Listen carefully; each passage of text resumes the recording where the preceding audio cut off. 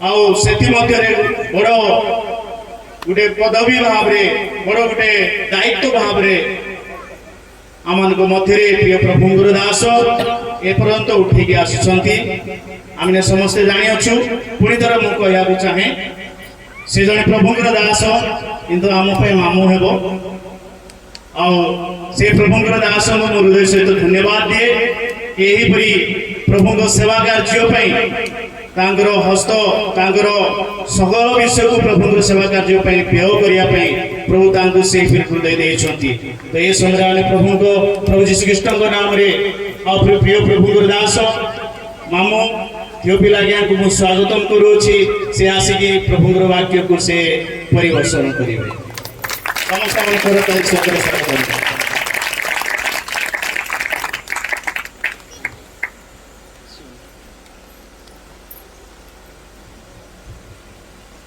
सर्वप्रथमे त्राणकर्ता ख्रीष्ट जीशु को धन्यवाद देवी जेहेतु तांको इच्छा तांको दया तांको अनुग्रह द्वारा अनेक दिन प्रार्थनार उत्तर आज आम समस्ते निज निज आखिर देखिपार तुम प्रभु नाम धन्यवाद प्रेज द संगे संगे स्थानीय मंडली बहुत परिश्रम कर स्थानीय मंडली पिला माने बहुत युवा पिला माने साहसर सहित ये गुड़ा आयोजन कर सहित प्राचीन माने मंडली सहयोग कर धन्यवाद दूसरी तो संगे संगे भिन्न भिन्न मंडली भिन्न भिन्न गाँव प्रभु दास मैंने आसी आम सहित सहयोग कर धन्यवाद प्रेज द लॉर्ड पुणी आमर मंडली अनुरोध रक्षा करी भाई पानी एवं भौणी पानी विशेष मोर कृतज्ञता जनाए praise the Lord hallelujah hallelujah hallelujah निश्चित आम सकाळे मोर गोटे दीर्घ प्रोग्राम थिला से प्रोग्राम सारी आसला बेलू विलंब है जहाँ भी हो पानी भाई गीत गाइले पुणी वाक्य मत परिवेशन देले आप तृप्ति कर वाक्य बहुत धन्यवाद praise the Lord praise the Lord शेष आम दुई दास प्रोग्राम थिला जीत भाई बहुत ट्रेन टाइम बहुत लेट है से पहुँची ना जदि निश्चिंत से रास्ता मध्य आसुवे से निश्चिंत भाव में पहुँचर पहुँचवा पूर्व आपण पदे मो ईश्वर वाक्य कथा कहि किंतु सब आम मन रखा उचित जड़े प्रभुंर दास जिते से वाक्य प्रचार करती से निजर मनरू काढ़ी के कहते निज इच्छार के कहते नहीं कि आम समस्ते जाचु जिते प्रभु वाक्य प्रचार हुए ईश्वर आत्मा द्वारा प्रेज द लॉर्ड आज जहाँ मो मुख दे पवित्र आत्मा आपण कहवाक जाऊँ मु भी जानी नहीं से कौन कहवाक जाऊँ तेणु समस्ते आम प्रस्तुत अच्छु वाक्य शुणा निश्चिंत थंडा भी आसला किंतु ये मोर अनुरोध मेसेज समय वाक्य समय एपट सेपट हे नहीं जदि आप मोबाइल अच्छी मोबाइल को स्विच ऑफ करूँ कहीं आपण मैंने विशृंखला मुझे निज विशृंखला तेणु जागृत सहित आपने बसवे वाक्य शुणी मु गोटे कथा आप पचार चाहे आ से उत्तर निश्चित भाव में आप अच्छी मत देवे सी उत्तर जिते पाइबा निश्चित आम समस्ते खुशी हवा आम समस्ते ख्रिस्टियान जिते माँ भाई भाई मैंने बसीचु आम समस्ते ख्रिस्ट को विश्वास करुचु कौ माने जीशु को विश्वास कर हाथ उठा ଯୀଶୁଙ୍କୁ ଯେଉଁମାନେ ବିଶ୍ୱାସ କରୁଛନ୍ତି ସେମାନେ ଯୀଶୁଙ୍କୁ ବି ପ୍ରେମ କରୁଥିବେ। ପ୍ରେଜ୍ ଦ ଲର୍ଡ, ପ୍ରେଜ୍ ଦ ଲର୍ଡ। ଯୀଶୁଙ୍କୁ ବିଶ୍ୱାସ କରିବା ଅର୍ଥ ହେଲା ଯୀଶୁଙ୍କୁ ପ୍ରେମ କରିବା। ଯେଉଁମାନେ ଯୀଶୁଙ୍କୁ ବିଶ୍ୱାସ କରନ୍ତି ବୋଲି କହୁଛନ୍ତି ସେମାନେ ନିଶ୍ଚିତ ଭାବରେ ଯୀଶୁଙ୍କୁ ପ୍ରେମ କରୁଥିବେ। ଏଟା ସତ ନା ମିଛ? ଆଚ୍ଛା, ଯୀଶୁଙ୍କୁ ତ ବିଶ୍ୱାସ କରୁଛନ୍ତି, ସତ କଥା। ଯୀଶୁଙ୍କୁ ପ୍ରେମ କରୁଛନ୍ତି କୋଉମାନେ? ହାତ ଉଠାନ୍ତୁ।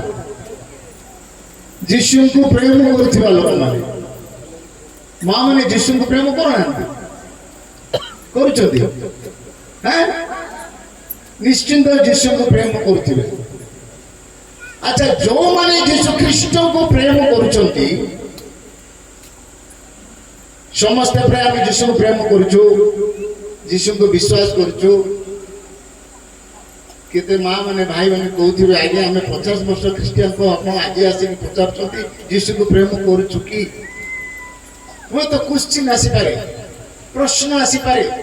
ଆଜ୍ଞା ମୁଁ 100 ବର୍ଷ ହେଲା ମୋ ମା ବାପା ଖ୍ରୀଷ୍ଟିଆନ ଥିଲେ, ମୁଁ ବି ଆଜି 100 ବର୍ଷ ହେଲା ଖ୍ରୀଷ୍ଟିଆନ। ଆପଣମାନଙ୍କ ପ୍ରଶ୍ନ ହେଇପାରେ, ଆପଣମାନେ ଆଜି ବି ପଚାରୁଛନ୍ତି ଆଜ୍ଞା ଆପଣ ଖ୍ରୀଷ୍ଟିଆନ କି? ଆପଣ ଯୀଶୁଙ୍କୁ ପ୍ରେମ କରୁଛନ୍ତି କି? ଯୀଶୁଙ୍କୁ ବିଶ୍ୱାସ କରୁଛନ୍ତି କି? ନିଶ୍ଚିନ୍ତ କ୍ୱେଶ୍ଚିନ୍ ଆସେ। କିନ୍ତୁ ବାର ବାର ସେ କଥା ମୁଁ ପଚାରିବାକୁ ଚାହୁଁଛି, ପୁନର୍ବାର ଆପଣମାନେ ଯୀଶୁଙ୍କୁ ପ୍ରେମ କରୁଛନ୍ତି କି? ହାତ ଉଠାନ୍ତୁ। ଅନେକ ମା ମାନେ ଦିଦିରେ ହାତ ଉଠିଛନ୍ତି। ପ୍ରେଜ୍ ଦ ଲର୍ଡ, ହାଲେଲୁୟା, ହାଲେଲୁୟା। ଆପଣମାନେ ଯୀଶୁଙ୍କୁ ପ୍ରେମ କରୁଛନ୍ତି ବୋଲି ଆପଣମାନେ ସମସ୍ତେ 2 ହାତ, କାର 3ଟା ହାତ ବି ଟେକିଦେଲେ। ଟେକିଲେ କି ନାହିଁ? ଆପଣମାନେ ସମ୍ପୂର୍ଣ୍ଣ ଯୀଶୁଙ୍କୁ ପ୍ରେମ କରୁଛନ୍ତି ବୋଲି ବାରମ୍ବାର ଛାତିରେ ହାତ ରଖି ଟେକିଦେଲେ ଯେ ଆମେ ଖ୍ରୀଷ୍ଟିଆନ, ଆମେ ଯୀଶୁଙ୍କୁ ବିଶ୍ୱାସ କରୁଛୁ, ଯୀଶୁଙ୍କୁ ପ୍ରେମ କରୁଛୁ। କିନ୍ତୁ ମୁଁ ଆପଣଙ୍କୁ ଗୋଟେ ପରୀକ୍ଷା କରିବାକୁ ଯିବି। ଯୋଉ ପରୀକ୍ଷାରେ କି ଆପଣମାନଙ୍କର ହାତ ଯଦି ଉଠିବ, ତେବେ ମୁଁ ଜାଣିବି ଯେ ଆପଣମାନେ ସମ୍ପୂର୍ଣ୍ଣ ଭାବରେ ଯୀଶୁଙ୍କୁ ପ୍ରେମ କରୁଥିବା ବିଶ୍ୱାସୀ ମାନେ। କହିଦେଲେ ଆପଣମାନେ ଯୀଶୁଙ୍କୁ ପ୍ରେମ କରୁଛନ୍ତି ବୋଲେ, ଆଜ୍ଞା ହଁ ଆମେ ପ୍ରେମ କରୁଛୁ। କାର 2ଟା ହାତ ଉଠିଲା ତ, କାର 3ଟା ହାତ ଉଠିଲା। Very good. କିନ୍ତୁ ଯେତେବେଳେ ମୁଁ ବାକ୍ୟ ପଢି ଆପଣଙ୍କୁ ପଢାଇବି, ପରୀକ୍ଷା କରିବା, ଆଜ୍ଞା ମୁଁ ଯୋଉ ମିଟିଂକୁ ଯାଏ ବିଶ୍ୱାସୀ ମାନଙ୍କ ଠାରୁ ପରୀକ୍ଷା ନିଏ।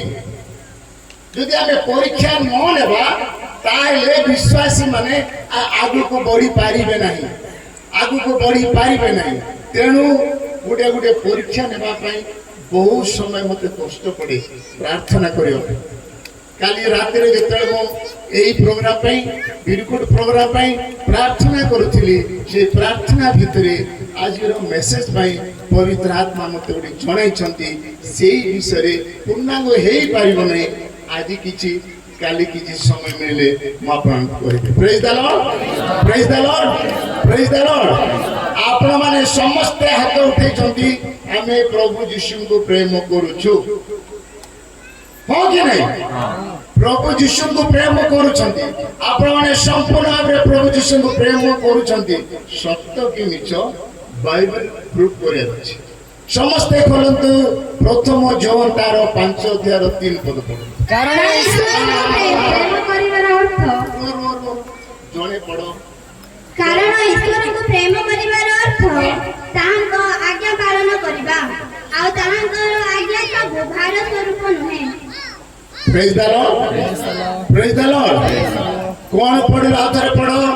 କାରଣ ଈଶ୍ୱରଙ୍କୁ ପ୍ରେମ କରିବା ଅର୍ଥ ତାଙ୍କର ଆଜ୍ଞା ସମସ୍ତ ପାଳନ କରିବାର କର୍ତ୍ତବ୍ୟ। ତାଙ୍କ ଆଜ୍ଞା ଭାର ସ୍ୱରୂପ ନୁହଁ, ତାଙ୍କ ଆଜ୍ଞା ଭାର ସ୍ୱରୂପ ନୁହଁ। ଯୋଉମାନେ ହାତ ଉଠେଇଥିଲେ ଆପଣମାନେ ଯୀଶୁଙ୍କୁ ପ୍ରେମ କରୁଛନ୍ତି ତ ବହୁତ ଭଲ କଥା। ଯୀଶୁଙ୍କର ଆଜ୍ଞା ପାଳନ କରୁଛନ୍ତି କି? ହାତ ଉଠାନ୍ତୁ। ଯୀଶୁଙ୍କୁ ଆଜ୍ଞା ପାଳନ କରୁଛନ୍ତି। ହସିକି ଉଠାନ୍ତୁ ନାହିଁ, ହସିକି ଉଠାନ୍ତୁ ନାହିଁ। ଯୋଉମାନେ ହସିକି ଉଠେଇଲେ ସେମାନେ ସମ୍ପୂର୍ଣ୍ଣ ଜିରୋରେ ଅଛନ୍ତି। ଆପଣମାନେ ଯୀଶୁଙ୍କୁ ଆଜ୍ଞାକୁ ପ୍ରେମ କରୁଛନ୍ତି? କୋଉମାନେ ଯୀଶୁଙ୍କ ଆଜ୍ଞାକୁ ପ୍ରେମ କରୁଛନ୍ତି, ପାଳନ କରୁଛନ୍ତି? ମା ମାନେ ଖ୍ରୀଷ୍ଟିଆନ କେତେ ବର୍ଷ ହେଲାଣି ଯୀଶୁଙ୍କୁ ପ୍ରେମ କରୁଛ ବୋଲେ ଦିଦିଟା ହାତର ଉପରକୁ ଉଠିଗଲା ଭେରି ଗୁଡ। କିନ୍ତୁ ଯୀଶୁଙ୍କ ଆଜ୍ଞାକୁ ପ୍ରେମ କରୁଛନ୍ତି ପାଳନ କରୁଛନ୍ତି ବୋଲି କହିଲେ ହାତ ଉଠୁନାହିଁ। ତାର ଅର୍ଥ କଣ? ତାର ଅର୍ଥ କଣ? ଆମେ ଆଜ ପର୍ଯ୍ୟନ୍ତ ଯୀଶୁଙ୍କ ନାମରେ ଠିକ ସେ ମନ ପରିବର୍ତ୍ତନ କରିପାରିନାହୁଁ। ସେଇଦିନ ପ୍ରଭୁ ଯୀଶୁ ଖ୍ରୀଷ୍ଟ ବାପ୍ତିସ୍ମ ନେଲେ, ପବିତ୍ର ଆତ୍ମା ପାଇଲେ, 40 ରାତି 40 ଦିନ ଉପବାସ କଲେ, ପରୀକ୍ଷକ ଦ୍ୱାରା ପରୀକ୍ଷା ହେଲେ, ତାପରେ ପବିତ୍ର ଆତ୍ମା ତାଙ୍କୁ ଯେମିତି ଚାଳନା ଦେଲେ ସେମିତି ପ୍ରଭୁଙ୍କ ପ୍ରଚାର କଲେ। ପ୍ରଥମ ବାକ୍ୟ ତାଙ୍କର ମୁଖ ଖୋଲିଲେ ମାଥ୍ୟୁ ପୁସ୍ତକ 4:17 ପଢନ୍ତୁ। ସେହି ସମୟ ଠାରୁ ହଁ ଯୀଶୁ ଘୋଷଣା କରିବାକୁ ଆରମ୍ଭ ମାଇକ୍ କରି ପଢ, ମାଇକ୍ ପଢ। ସେହି ସମୟଠାରୁ ସେଇ ସମୟଠାରୁ ଯୀଶୁ ଯୀଶୁ ଘୋଷଣା କରିବାକୁ ଆରମ୍ଭ କରି ଘୋଷଣା କରିବାକୁ ଆରମ୍ଭ କଲେ, କହିବାକୁ ଲାଗିଲେ, କହିବାକୁ ଲାଗିଲେ ମନ ପରିବର୍ତ୍ତନ କର, ମନ ପରିବର୍ତ୍ତନ କର, କାରଣ ସ୍ୱର୍ଗ ରାଜ୍ୟ ସନ୍ନିକଟ। କାରଣ ସ୍ୱର୍ଗ ରାଜ୍ୟ। ପ୍ରେଜ୍ ଦ ଲର୍ଡ, ହାଲେଲୁୟା, ହାଲେଲୁୟା। ଖ୍ରୀଷ୍ଟିଆନ ହେଲେ କଣ ହେଲା ମା? ଖ୍ରୀଷ୍ଟିଆନ ହେଲେ କଣ ହେଲା ବାପା ମାନେ? ଆପଣ 60 ବର୍ଷ ଖ୍ରୀଷ୍ଟିଆନ ହୁଅନ୍ତୁ, 100 ବର୍ଷ ଖ୍ରୀଷ୍ଟିଆନ ହୁଅନ୍ତୁ, ସେଥିରେ ପ୍ରଭୁ ଯୀଶୁଙ୍କର କିଛି ଫରକ ପଡିବ ନାହିଁ। ପ୍ରଭୁ ଯୀଶୁ ଚାହାନ୍ତି ଯୋଉମାନେ ମୋର ସନ୍ତାନ ମାନେ, ଯୋଉମାନେ ମତେ ପ୍ରାର୍ଥନା କରନ୍ତି, ଯୋଉମାନେ ଯୀଶୁ ବୋଲି ମତେ ଡାକନ୍ତି, ସେମାନଙ୍କର ମନ ପରିବର୍ତ୍ତନ ହେଇଥିବା ଆବଶ୍ୟକ। ପ୍ରେଜ୍ ଦ ଲର୍ଡ, ହାଲେଲୁୟା, ହାଲେଲୁୟା, ହାଲେଲୁୟା, ପ୍ରେଜ୍ ଦ ଲର୍ଡ। ଆପଣ ମାନେ ଯୀଶୁଙ୍କୁ ପ୍ରେମ କରୁଛନ୍ତି ସତ କଥା, କିନ୍ତୁ ଯୀଶୁଙ୍କୁ ଆଜ୍ଞା ପାଳନ କରିପାରୁନା। ଧନ୍ୟ ଯୋଉମାନେ ଯୀଶୁଙ୍କର ଆଜ୍ଞା ପାଳନ କରୁଛନ୍ତି, ଧନ୍ୟ ଯୋଉମାନେ ଯୀଶୁଙ୍କ ସହିତ ଜୀବନ ରହୁଛନ୍ତି। ବାଇବେଲ କହେ ପ୍ରଥମ ଗୀତ ସଂହିତା ତାର ପ୍ରଥମ 3 ପଦରେ ପଢିଲ, ଜଳ ସ୍ରୋତ ନିକଟରେ ରୋପିତ ବୃକ୍ଷ କଣ ହବ? କଣ ହବ? ଯେଉଁ ବୃକ୍ଷ ଜଳ ସ୍ରୋତ ନିକଟରେ ରୋପିତ, ଯୋଉ ବିଶ୍ୱାସୀ ଯୀଶୁଙ୍କ ନିକଟରେ ସବୁବେଳେ ରହେ, ପ୍ରତ୍ୟେକ ଅବସ୍ଥାରେ ରହେ, ଯୋଉ ବିଶ୍ୱାସୀର ଚେର ସମ୍ପୂର୍ଣ୍ଣ ଭାବରେ ପ୍ରାର୍ଥନାମୟ ଜୀବନ ଯୀଶୁଙ୍କ ପାଖରେ ରୁହେ, ସେ କଣ ହୁଏ? ତାର ପ୍ରାର୍ଥନାମୟ ଜୀବନ, ତାର ପତ୍ର କେବେ ମଳିନ ହବ ନାହିଁ। ପ୍ରେଜ୍ ଦ ଲର୍ଡ। ଯୋଉ ଲୋକ ପ୍ରଭୁ ଯୀଶୁଙ୍କ ଠାରେ ଦିବାରାତ୍ର ପ୍ରାର୍ଥନା କରେ, ଜଳ ସ୍ରୋତ ନିକଟରେ ରୋପିତ ବୃକ୍ଷ ଯଦି ଅଛି, ତାର ପତ୍ର କେବେ ମଳିନ ହବ ନାହିଁ। ତାର ପତ୍ର ଉଦ୍ଦେଶ ପତ୍ର ହେଲା ପ୍ରାର୍ଥନାମୟ ଜୀବନ। ପ୍ରାର୍ଥନାମୟ ଜୀବନ କେବେ ବି ନଷ୍ଟ ହବ ନାହିଁ। ଜଣେ ବିଶ୍ୱାସୀ ଯଦି ସବୁବେଳେ ଯୀଶୁଙ୍କ ସହିତ ରହିବ, ପ୍ରେଜ୍ ଦ ଲର୍ଡ, ପ୍ରେଜ୍ ଦ ଲର୍ଡ, ତାର ପ୍ରାର୍ଥନାମୟ ଜୀବନ କୌଣସି ପ୍ରକାର ନଷ୍ଟ ହବ ନାହିଁ। ଆଉ ଯଦି ସେ ପ୍ରାର୍ଥନା କରୁଛି ତ ସବୁ ସମୟରେ ଫଳ ଉତ୍ପନ୍ନ ହବ ନାହିଁ, ସବୁ ସମୟରେ ସେ ବୃକ୍ଷ ଫଳ ଦେବ ନାହିଁ, ସବୁ ସମୟରେ ଫଳ ଦେବ। ପ୍ରେଜ୍ ଦ ଲର୍ଡ, ହାଲେଲୁୟା, ହାଲେଲୁୟା। ଏ ହେଉଛି ଆଜ୍ଞା ଖ୍ରୀଷ୍ଟିଆନ ମାନଙ୍କର ଜୀବନ, ଏ ହେଉଛି ବିଶ୍ୱାସୀ ମାନଙ୍କ ଜୀବନ। ଆପଣ ମାନେ କେତେ ଦୂର ଦୂରାନ୍ତର ଖରାରେ ପ୍ରଭୁଙ୍କ ଦାସ ମାନଙ୍କ ମୁଖର ବାକ୍ୟ ଶୁଣିବା ପାଇଁ ଆସିଲେ, କାରଣ କାହିଁକି ଆତ୍ମା ଏ କଥା କହୁଛନ୍ତି ମୁଁ ବି ଜାଣିନାହିଁ। ଆପଣ ମାନେ କେତେ ବର୍ଷର ଖ୍ରୀଷ୍ଟିଆନ ହେଇଥିବେ ସେ କଥା ମୁଁ ବି ଜାଣିନାହିଁ, କିନ୍ତୁ ଆପଣଙ୍କର ଆବଶ୍ୟକତା ଅଛି। ପବିତ୍ର ଆତ୍ମାଙ୍କ ମାଧ୍ୟମରେ ପ୍ରଭୁ କଥା କହୁଛନ୍ତି। ଏ ପର୍ଯ୍ୟନ୍ତ ଆପଣ ମାନେ ମନ ପରିବର୍ତ୍ତନ କରିପାରି ନାହାନ୍ତି। ମନ ପରିବର୍ତ୍ତନ ଯଦି କରିଥାନ୍ତେ, ମନ ପରିବର୍ତ୍ତନର ଉପଯୁକ୍ତ ଫଳ ମଧ୍ୟ ଉତ୍ପନ୍ନ ହେଇପାରିଥାନ୍ତା। ପ୍ରେଜ୍ ଦ ଲର୍ଡ, ହାଲେଲୁୟା। ଆଜ୍ଞା ମନ ପରିବର୍ତ୍ତନ ଉପଯୁକ୍ତ ଫଳ କଣ ଜାଣିଛନ୍ତି? ଜାଣିଛନ୍ତି ମା ମାନେ? ଜାଣିଛନ୍ତି ଭାଇ ମାନେ? ମନ ପରିବର୍ତ୍ତନ ଯଦି କରିଛନ୍ତି, ତାହେଲେ ସେ ମନ ପରିବର୍ତ୍ତନର ଗୋଟେ ଫଳ ଉତ୍ପନ୍ନ ହବ। କଣ ସେ ଫଳ? ପ୍ରଭୁଙ୍କର ସମସ୍ତ ବିଧି ବିଧାନ, ପ୍ରଭୁଙ୍କ ବାକ୍ୟ ପ୍ରକାର ସମସ୍ତ ବିଧି ବିଧାନ ଜଣେ ଖ୍ରୀଷ୍ଟ ବିଶ୍ୱାସୀ ଚାଲିବାକୁ ପଡିବ। ପ୍ରେଜ୍ ଦ ଲର୍ଡ। ଖାଲି ଖ୍ରୀଷ୍ଟିଆନ ହେଲେ ହବ ନାହିଁ, ଖାଲି ହାଲେଲୁୟା ପ୍ରଶଂସା ଗୌରବ କଲେ ହବ ନାହିଁ। ପ୍ରଭୁଙ୍କ ଠାରେ ପ୍ରତି ସମୟରେ ଆମେ ଲାଗି ରହିବାକୁ ପଡିବ। ଯେମିତି ପ୍ରଭୁ ଜଳ ସ୍ରୋତ ନିକଟରେ ରୋପିତ ବୃକ୍ଷ ଯେମିତି ହୁଏ ସେମିତି ଜଣେ ବିଶ୍ୱାସୀ ଖ୍ରୀଷ୍ଟଙ୍କ ସହିତ ଯଦି ରହେ ସେ ନିଶ୍ଚିନ୍ତ ଭାବରେ ଫଳବାନ ବୃକ୍ଷ କରିହେବ। ପ୍ରେଜ୍ ଦ ଲର୍ଡ, ହାଲେଲୁୟା, ହାଲେଲୁୟା। ଆଜି ଆପଣମାନେ ପ୍ରକୃତରେ ଈଶ୍ୱରଙ୍କର ଆଜ୍ଞା ବିଧିବିଧାନ ଅନୁସାରେ ପାଳନ କରିପାରୁଛନ୍ତି କି? ପାଳନ କରୁଛନ୍ତି? ପାଳନ କରିପାରୁନାହାନ୍ତି। ଯଦି ଆପଣଙ୍କ ସାହସ ଥାନ୍ତା ହାତ ଟେକ ବୋଲି ଟେକିଦେଲେ ଈଶ୍ୱରଙ୍କର ଆଜ୍ଞା ପାଳନ କରୁଛନ୍ତି ବୋଲେ କାହିଁକି ତୁନି ରହିଲେ? ତା ଅର୍ଥ ଏହା ଆମକୁ ଇଙ୍ଗିତ କରେ ଏପର୍ଯ୍ୟନ୍ତ ଆପଣମାନେ ଯୀଶୁଙ୍କ ନିକଟରେ ଅଛନ୍ତି ସିନା କିନ୍ତୁ ଈଶ୍ୱରଙ୍କର ଆଜ୍ଞା ପାଳନକାରୀ ନୁହନ୍ତି। ଅଛନ୍ତି କି ଆଜ୍ଞା ପାଳନକାରୀ? ଆଜ୍ଞା କେମିତି ପାଳନକାରୀ? ଗୋଟେ ସୁନ୍ଦର ଗୋଟେ ଉଦାହରଣ ଦେବି ବାକ୍ୟରେ। ପ୍ରଭୁ ଯୀଶୁ ଖ୍ରୀଷ୍ଟ ଯେତେବେଳେ ଜଗତରେ ଥିଲେ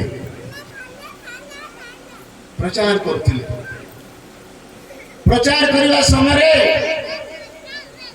ସାଧୁକି ଫାରୁସି ମାନେ ପ୍ରଭୁ ଯୀଶୁଙ୍କୁ ପରୀକ୍ଷା କରିବାକୁ ଆସିଲେ। ଏମିତି ସେମିତି ପରୀକ୍ଷା ନୁହଁ। ସେମାନେ ଆସି ପ୍ରଭୁ ଯୀଶୁଙ୍କୁ ପଚାରିଲେ, ପ୍ରଭୁ ଇସ୍ରାଏଲ ମାନେ ଯେତେବେଳେ ଇସ୍ରାଏଲ ମାନଙ୍କ ନିମନ୍ତେ ମୋଶା 10 ଆଜ୍ଞା ଦେଇଥିଲେ, ସେ 10 ଆଜ୍ଞା ମଧ୍ୟରୁ କୋଉ କୋଉ ଆଜ୍ଞା ଶ୍ରେଷ୍ଠ ବୋଲି ପରୀକ୍ଷକ ମାନେ ଯୀଶୁଙ୍କୁ ପଚାରିଥିଲେ। ସେତେବେଳେ ଯୀଶୁ ଗୋଟେ ସୁନ୍ଦର ଉତ୍ତର ଦେଲେ। ତାର ମାଥ୍ୟୁ ପୁସ୍ତକ 22 ଅଧ୍ୟାୟର ସେ ତାଙ୍କୁ କହିଲେ, କିଏ କାହାକୁ କହିଲା? କିଏ କାହାକୁ କହିଲେ?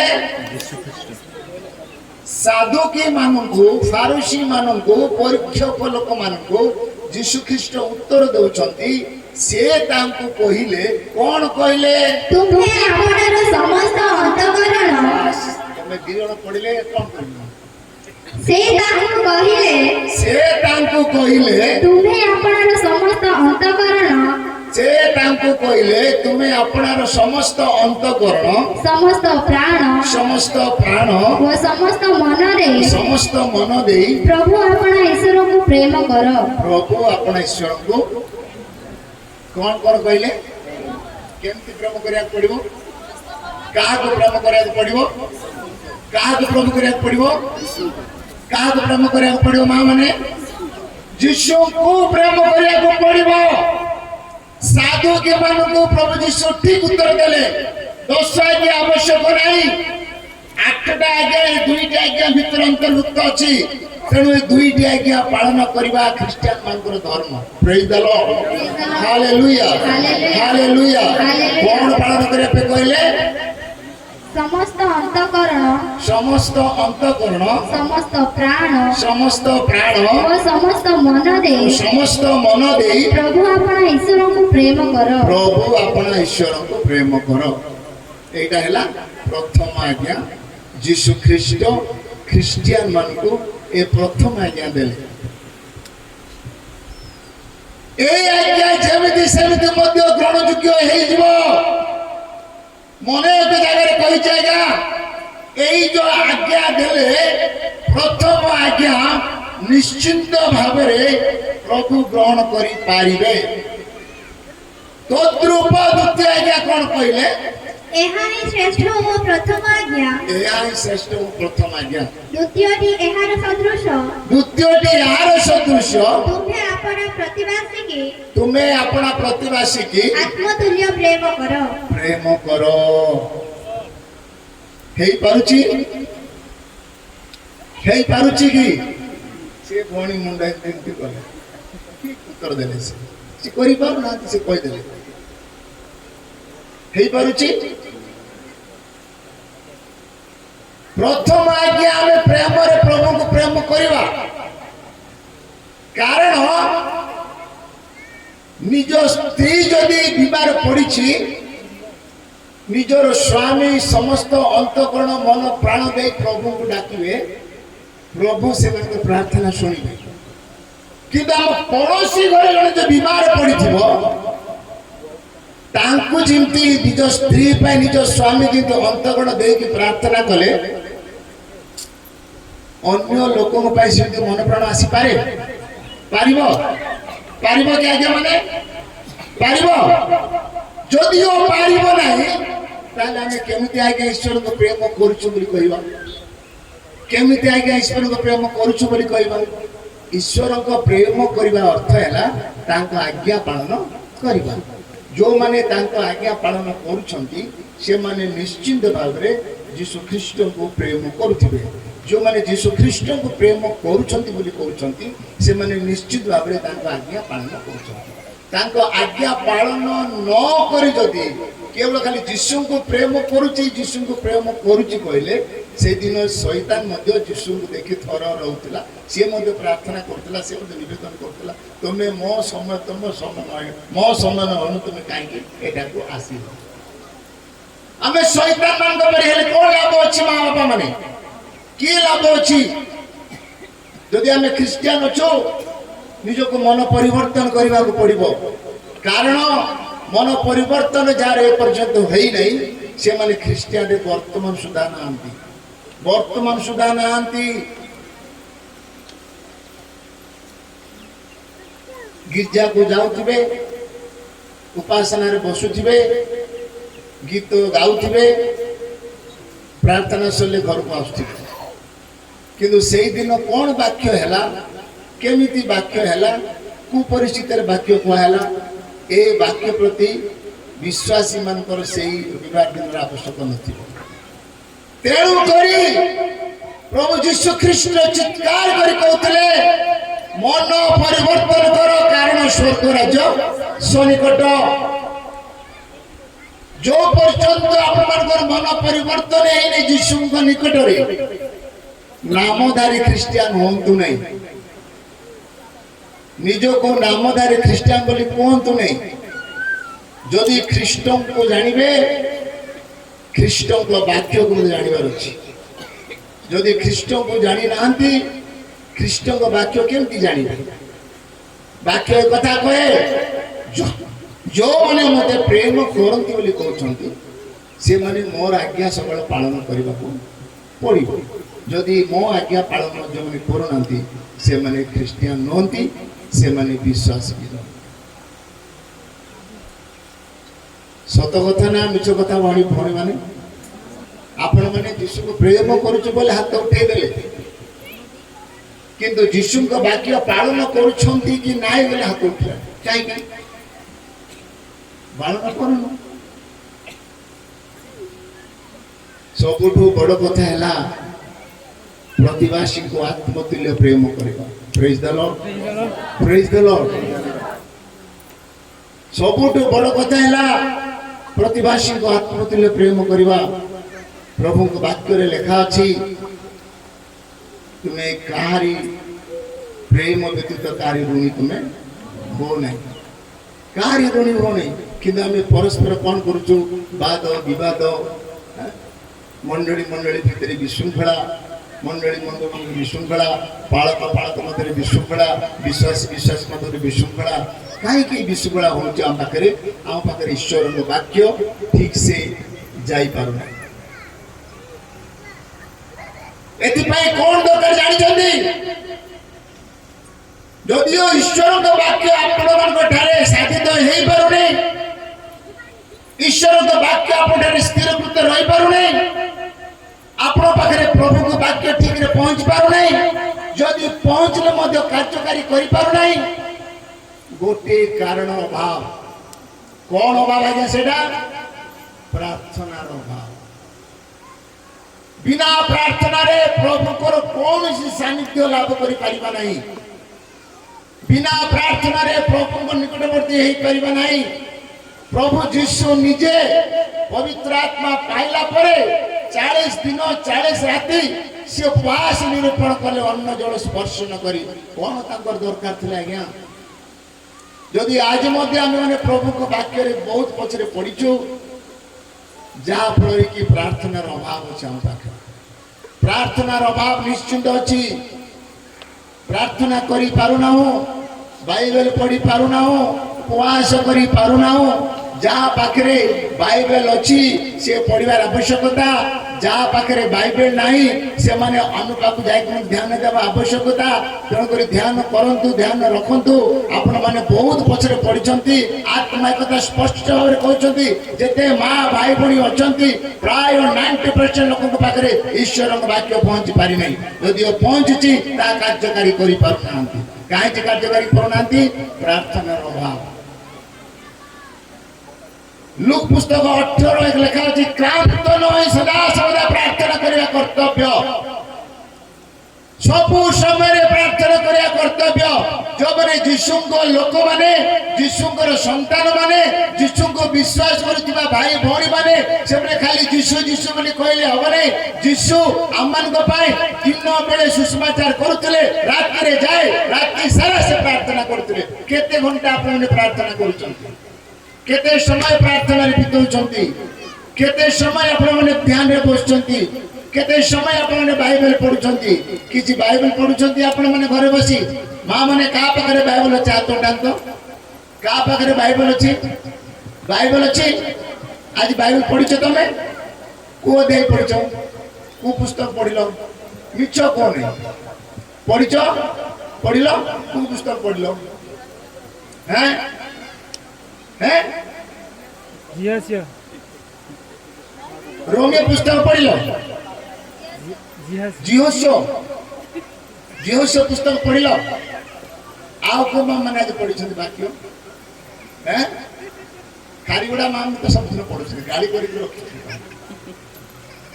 आ अन्य मां माने बाइबल रखछंती बाइबल रखुनांती नहीं अच्छी बाइबल पढ़ुछंती ना साइड के रखछंती प्रतिदिन पढ़ुछंती प्रतिदिन को समय आपन समय अछि बाइबल पढ़ुछंती 7 माने राति 7 ना सकाळ 7 नहीं पढ़ुथि न पढ़ले तो देरी रे कहबे आ को माने आज्ञा हैं बाइबल पढ़ुछंती आपण माने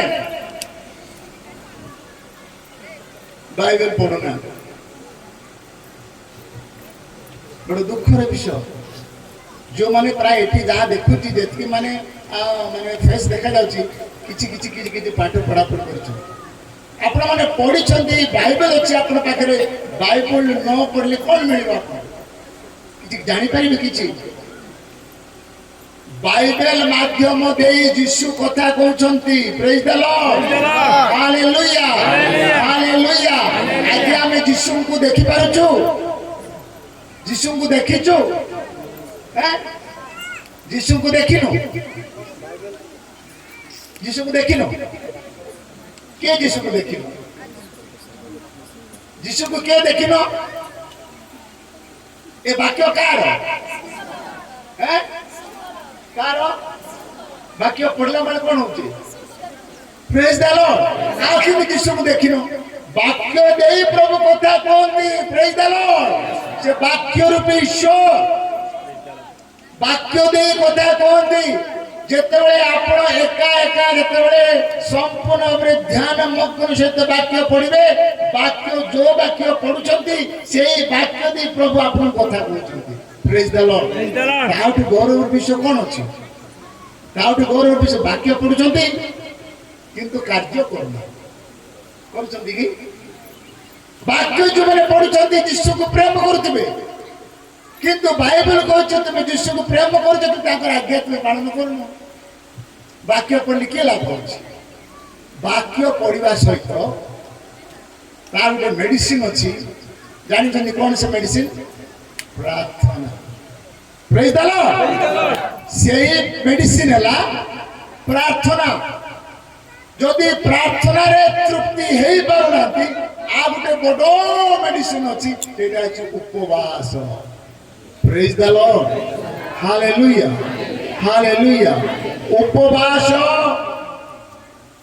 प्रार्थना वाक्य पढ़िबा जो विश्वासी मान को गृह रे कंटिन्यू यदि सकाळ संध्या प्रार्थना हुए बाइबल पढ़ा सबुले हुए प्रार्थना सबुले हुए उपवास यदि सप्ताह थरे 2 थर भी हुए তাহলে সেই পরিবারে যিশু উপস্থিত। Praise the Lord, hallelujah hallelujah hallelujah. Christian ହେଇଥିବେ ନା ବାଇବେଲ ପଢା ହଉଥିବ ସେ ଗୃହରେ, ନା ସନ୍ଧ୍ୟା ପ୍ରାର୍ଥନା ହଉଥିବ ସେ ଗୃହରେ, ନା ଉପବାସ ପ୍ରାର୍ଥନା ହଉଥିବ ସେ ଗୃହରେ, ନା ଭଲରେ ପ୍ରାର୍ଥନା ହଉଥିବ ସେ ଗୃହରେ, କି ଲାଭ ଆଜ୍ଞା? ଆପଣ ଖ୍ରୀଷ୍ଟିଆନ ନ ହେଇଥିଲେ ଭଲ ହେଇଥାନ୍ତା, ଯୀଶୁଙ୍କୁ ନ ଜାଣିଥିଲେ ଭଲ ହେଇଥାନ୍ତା। ଯଦି ଯୀଶୁଙ୍କୁ ଜାଣିଛନ୍ତି ତ ଜାଣିଲା ଭଳିଆ ରୁହନ୍ତୁ, ତାଙ୍କର ବିଧି ବିଧାନ ତାଙ୍କ ସାନ୍ନିଧ୍ୟରେ ରୁହନ୍ତୁ। ପ୍ରଭୁ ନିଶ୍ଚିନ୍ତ ଭାବରେ ଆପଣମାନଙ୍କୁ ଆଶୀର୍ବାଦ କରିବେ। Praise the Lord, praise the Lord, hallelujah hallelujah hallelujah. ସମସ୍ତେ କହିବା ଆସ ପ୍ରଭୁ ଆସ, ଆସ ପ୍ରଭୁ ଆସ, ଆସ ପ୍ରଭୁ ଆସ, ଆସ ପ୍ରଭୁ ଆସ, ଆସ ପ୍ରଭୁ ଆସ, ଆସ ପ୍ରଭୁ ଆସ, ଆସ ପ୍ରଭୁ ଆସ, ଆସ ପବିତ୍ର ଆତ୍ମା ଆସ, ଆସ ପବିତ୍ର ଆତ୍ମା ଆସ, ଆସ ପବିତ୍ର ଆତ୍ମା ଆସ, ଆସ ପବିତ୍ର ଆତ୍ମା ଆସ, ଆସ ପ୍ରଭୁ ଆସ, ଆସ ଯୀଶୁ ଆସ, ଆସ ଯୀଶୁ ଆସ। Hallelujah hallelujah hallelujah hallelujah hallelujah. Praise the Lord, praise the Lord, praise the Lord. ধন্যবাদ পবিত্র আত্মা, ধন্যবাদ পবিত্র আত্মা, ধন্যবাদ পবিত্র আত্মা। Hallelujah hallelujah hallelujah. এইভଳି ଭାବରେ ସବୁଦିନ ସବୁ ଅବସ୍ଥାରେ ପ୍ରଭୁଙ୍କୁ ଡାକନ୍ତୁ। ପ୍ରଭୁ ନିଶ୍ଚିନ୍ତ ଭାବରେ ସିଏ ଆପଣଙ୍କ ଡାକରା ଶୁଣିବେ। Praise the Lord. ପ୍ରଭୁ କୁହନ୍ତି ଯେଉଁମାନେ ପ୍ରଭୁଙ୍କ ସହିତ ଅଛନ୍ତି, ଯେଉଁମାନେ ପ୍ରଭୁଙ୍କ ନିକଟବର୍ତ୍ତୀ ଅଛନ୍ତି, ପ୍ରଭୁ ସେମାନଙ୍କର ପ୍ରାର୍ଥନା ଶୁଣିବା ପାଇଁ ସବୁବେଳେ ତାଙ୍କର କର୍ଣ୍ଣ ଉନ୍ମୁକ୍ତ ଥାଏ। Praise the Lord, praise the Lord. ପ୍ରଭୁ ପ୍ରେମ କରନ୍ତି ଆମମାନଙ୍କୁ, ଆମେ ତାଙ୍କୁ ପ୍ରେମ କରିନାହୁଁ। ସେ ଆମକୁ ପ୍ରେମ କରି ଯୁବା ରକ୍ତ କୃଷରେ ନିଗାଡ଼ି ଦେଇଛନ୍ତି। ଜାଣିଛନ୍ତି ପ୍ରଭୁ ଯୀଶୁ ଖ୍ରୀଷ୍ଟ କେତେ ବର୍ଷରେ ନିଜର ପ୍ରାଣ କୃଷ କାଠରେ ଝୁଲାଇ ଦେଲେ? ଜାଣିଛନ୍ତି କେତେ ବର୍ଷରେ? କେତେ ବର୍ଷରେ? 33.5 33 ବର୍ଷରେ। କେତେ ବର୍ଷରେ? 33.5 33 ବର୍ଷ। ବୁଢା ହେଇଥିବେ କି? କେମିତି ହେଇଥିବେ ଆମ ଯୀଶୁ?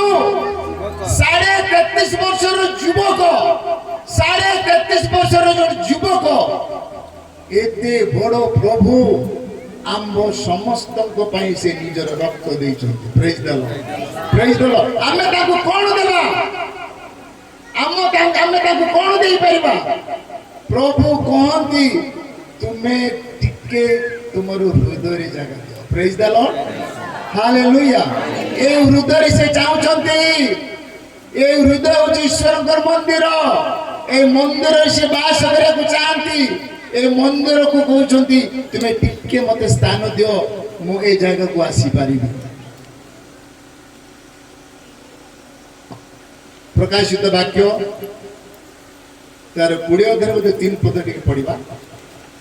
ପୁଣି ତାହାକୁ ପାତାଳ କୁଣ୍ଡରେ 21 ନା ଆଉ ମୁଁ ସିଂହାସନ ମଧ୍ୟରୁ ଟିକେ ମା ଟିକେ ପଢ, ମାଇକ୍ରେ ପଢ। ଆଉ ମୋ ସିଂହାସନ ମଧ୍ୟରୁ ହଁ। ଗୋଟିଏ ମହାଶବ୍ଦ ଏହା ଟିକେ କହୁ ଟିକେ ଧ୍ୟାନ ରେ ଶୁଣ। କଣ? ଆଉ ମୁଁ ହଁ ସିଂହାସନ ମଧ୍ୟରୁ ହଁ। ଗୋଟିଏ ମହାଶବ୍ଦ ହଁ। ଏହା କହିବାର ଶୁଣିଲି, ହଁ।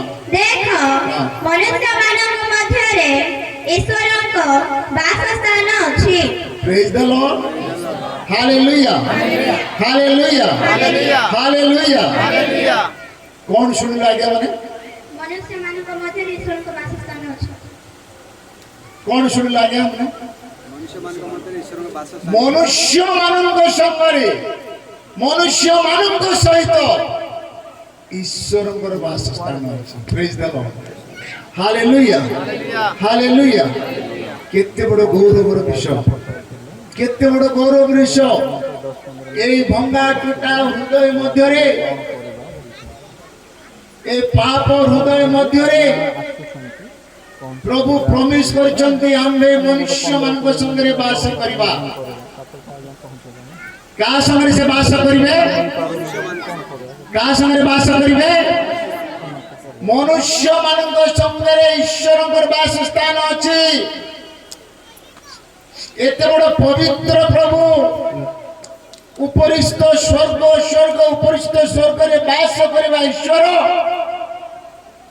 ଏ ବିଶ୍ୱସ୍ତ ପୃଥିବୀର ମନୁଷ୍ୟ ମାନଙ୍କ ସଙ୍ଗରେ ରହିବେ। ସେ ମନୁଷ୍ୟ କେମିତି ହେବାର ଆବଶ୍ୟକ? ସେ ମନୁଷ୍ୟ କୋଉଭଳି ହେବାର ଆବଶ୍ୟକ? କୋଉଭଳି ମନୁଷ୍ୟ ମାନଙ୍କ ସହିତ ଈଶ୍ୱର ବାସ ସ୍ଥାନ କରିବେ? କେମିତି ଲୋକ ନଥିଲେ ଈଶ୍ୱର ବାସ ସ୍ଥାନ କରିବେ? ସମସ୍ତେ ଖୋଲିବା ଯେସାୟା ପୁସ୍ତକ 57:15। କାରଣ ଯେ ଅନନ୍ତକାଳୀନ ବାସୀ ବାସୀ ଯାହାଙ୍କର ନାମ ଧର୍ମମୟ ସେ ଉଚ୍ଚ ଓ ଉନ୍ନତ ପୁରୁଷ ଏହି କଥା କହନ୍ତି ଆମ୍ଭେ ଉର୍ଦ୍ଧ୍ୱ ଓ ପବିତ୍ର ସ୍ଥାନରେ ବାସ କରୁ ମଧ୍ୟ ନମ୍ର ଲୋକମାନଙ୍କର ଆତ୍ମାକୁ ସଜୀବ କରିବା ପାଇଁ ଓ ଚୂର୍ଣ୍ଣମନା ଲୋକମାନଙ୍କର ଅନ୍ତଃକରଣକୁ ସଜୀବ କରିବା ପାଇଁ ଆମ୍ଭେ ଚୂର୍ଣ୍ଣ ଓ ନମ୍ରମନା ଲୋକଙ୍କ ସଙ୍ଗରେ ବାସ କରୁ। Praise the Lord. Praise the Lord. Hallelujah. Hallelujah. Hallelujah. Hallelujah. Hallelujah. Hallelujah. आज्ञा माने आमे सुनिलु जे ईश्वर आम्मानक सहित बास करंती। से ईश्वर कोठी अछंती? स्वर्ग तृतीय स्वर्ग उपरिस्थ स्वर्ग से बास करंती। तांकर सिंहासन वर्णना करि हेबनी। तांको पाखरे 24 प्राचीन 4 प्राणी उपड़ होई दिन रात प्रार्थना करंती। ये भली ईश्वर ए दुर्गंध मनुष्य मानक संगे मध्य बास करंती। तेबे से मनुष्यर क्वालिटी केमिति हेबार अछि आज्ञा? केमिति हेबार अछि हम पढुथिलु वर्तमान? से निजे नम्र एवं चूर्ण होइतिबार अछि। आम्बे नम्र एवं चूर्ण लोकक संगे बास करो। Praise the Lord. Hallelujah. प्रभु जिसु तो छुटिया ईश्वर नुहंती। अन्य देवादेवी परि हम ईश्वर नुहंती। से अति पवित्र, से अति नम्रचित, से समस्त को प्रेम करे ईश्वर। से प्रभु यही कथा कहती आमे स्वर्ग रे बास कले मध्य आमे मनुष्य मानक संगे बास करिबा। किंतु से मनुष्य किबळे बार अछि? नम्र चूर्ण हेबार अछि। नम्र मना लोक चूर्ण मना लोकंकर हृदय सबले पवित्र था। Praise the Lord. Praise the Lord. जो माने नम्र देखा जानती चूर्ण देखा जानती से मानक पाखरे पवित्रता थाए। कारण प्रभु कहते आम्बे जे बड़ी पवित्र तुमे माने से बड़ी पवित्र हो। पवित्र लोक मानक सहित ही पवित्र ईश्वर रहिबे। अपवित्र लोक सहित पवित्र ईश्वर रहि पाइबे। तेणु आमे कोन करिया को पड़िबो? ईश्वर को यदि आमे स्थान देबा को होए निज हृदय मध्य कोन करिया को पड़िबो? मां माने कोन करिया को पड़िबो? कौन करिया को पड़िबो? पवित्र तो पछ कथा आग कथा कौन हेबा पड़िबो? कौन करिया को पड़िबो? कौन करिया को पड़िबो? आज्ञा माने जो पर्यंत आपण माने नम्र हे नांती आपण माने चूर्ण हे नांती से पर्यंत पवित्र केबे होई पारिबे नाही। जो पर्यंत आपण माने पवित्र हे पारि नांती पवित्र ईश्वर स्वर्ग छाड़ी से केवे मध्य आपनक सहित से रही पारिबे नहीं। यदि प्रॉमिस करिसंती जो माने नम्र चूर्ण पवित्रता जीवन काटुचंती से मानक सहित प्रभु रहंती। Praise the Lord. Hallelujah. Hallelujah. केते काल केते वर्ष एमिति आमे रहिबा, केते दिन केते वर्ष एमिति आमे रहिबा, केते दिन केते वर्ष आमे अभ्यास गतरे रहिबा। बाइबल कहूँ द्वितीय आगमन अति सन्निकट आसिले। बाइबल कहूची तांकर द्वितीय आगमन अति सन्निकटे आसिलानी। आमोस पुस्तक 8:12 पद पढ़ो 11 बार।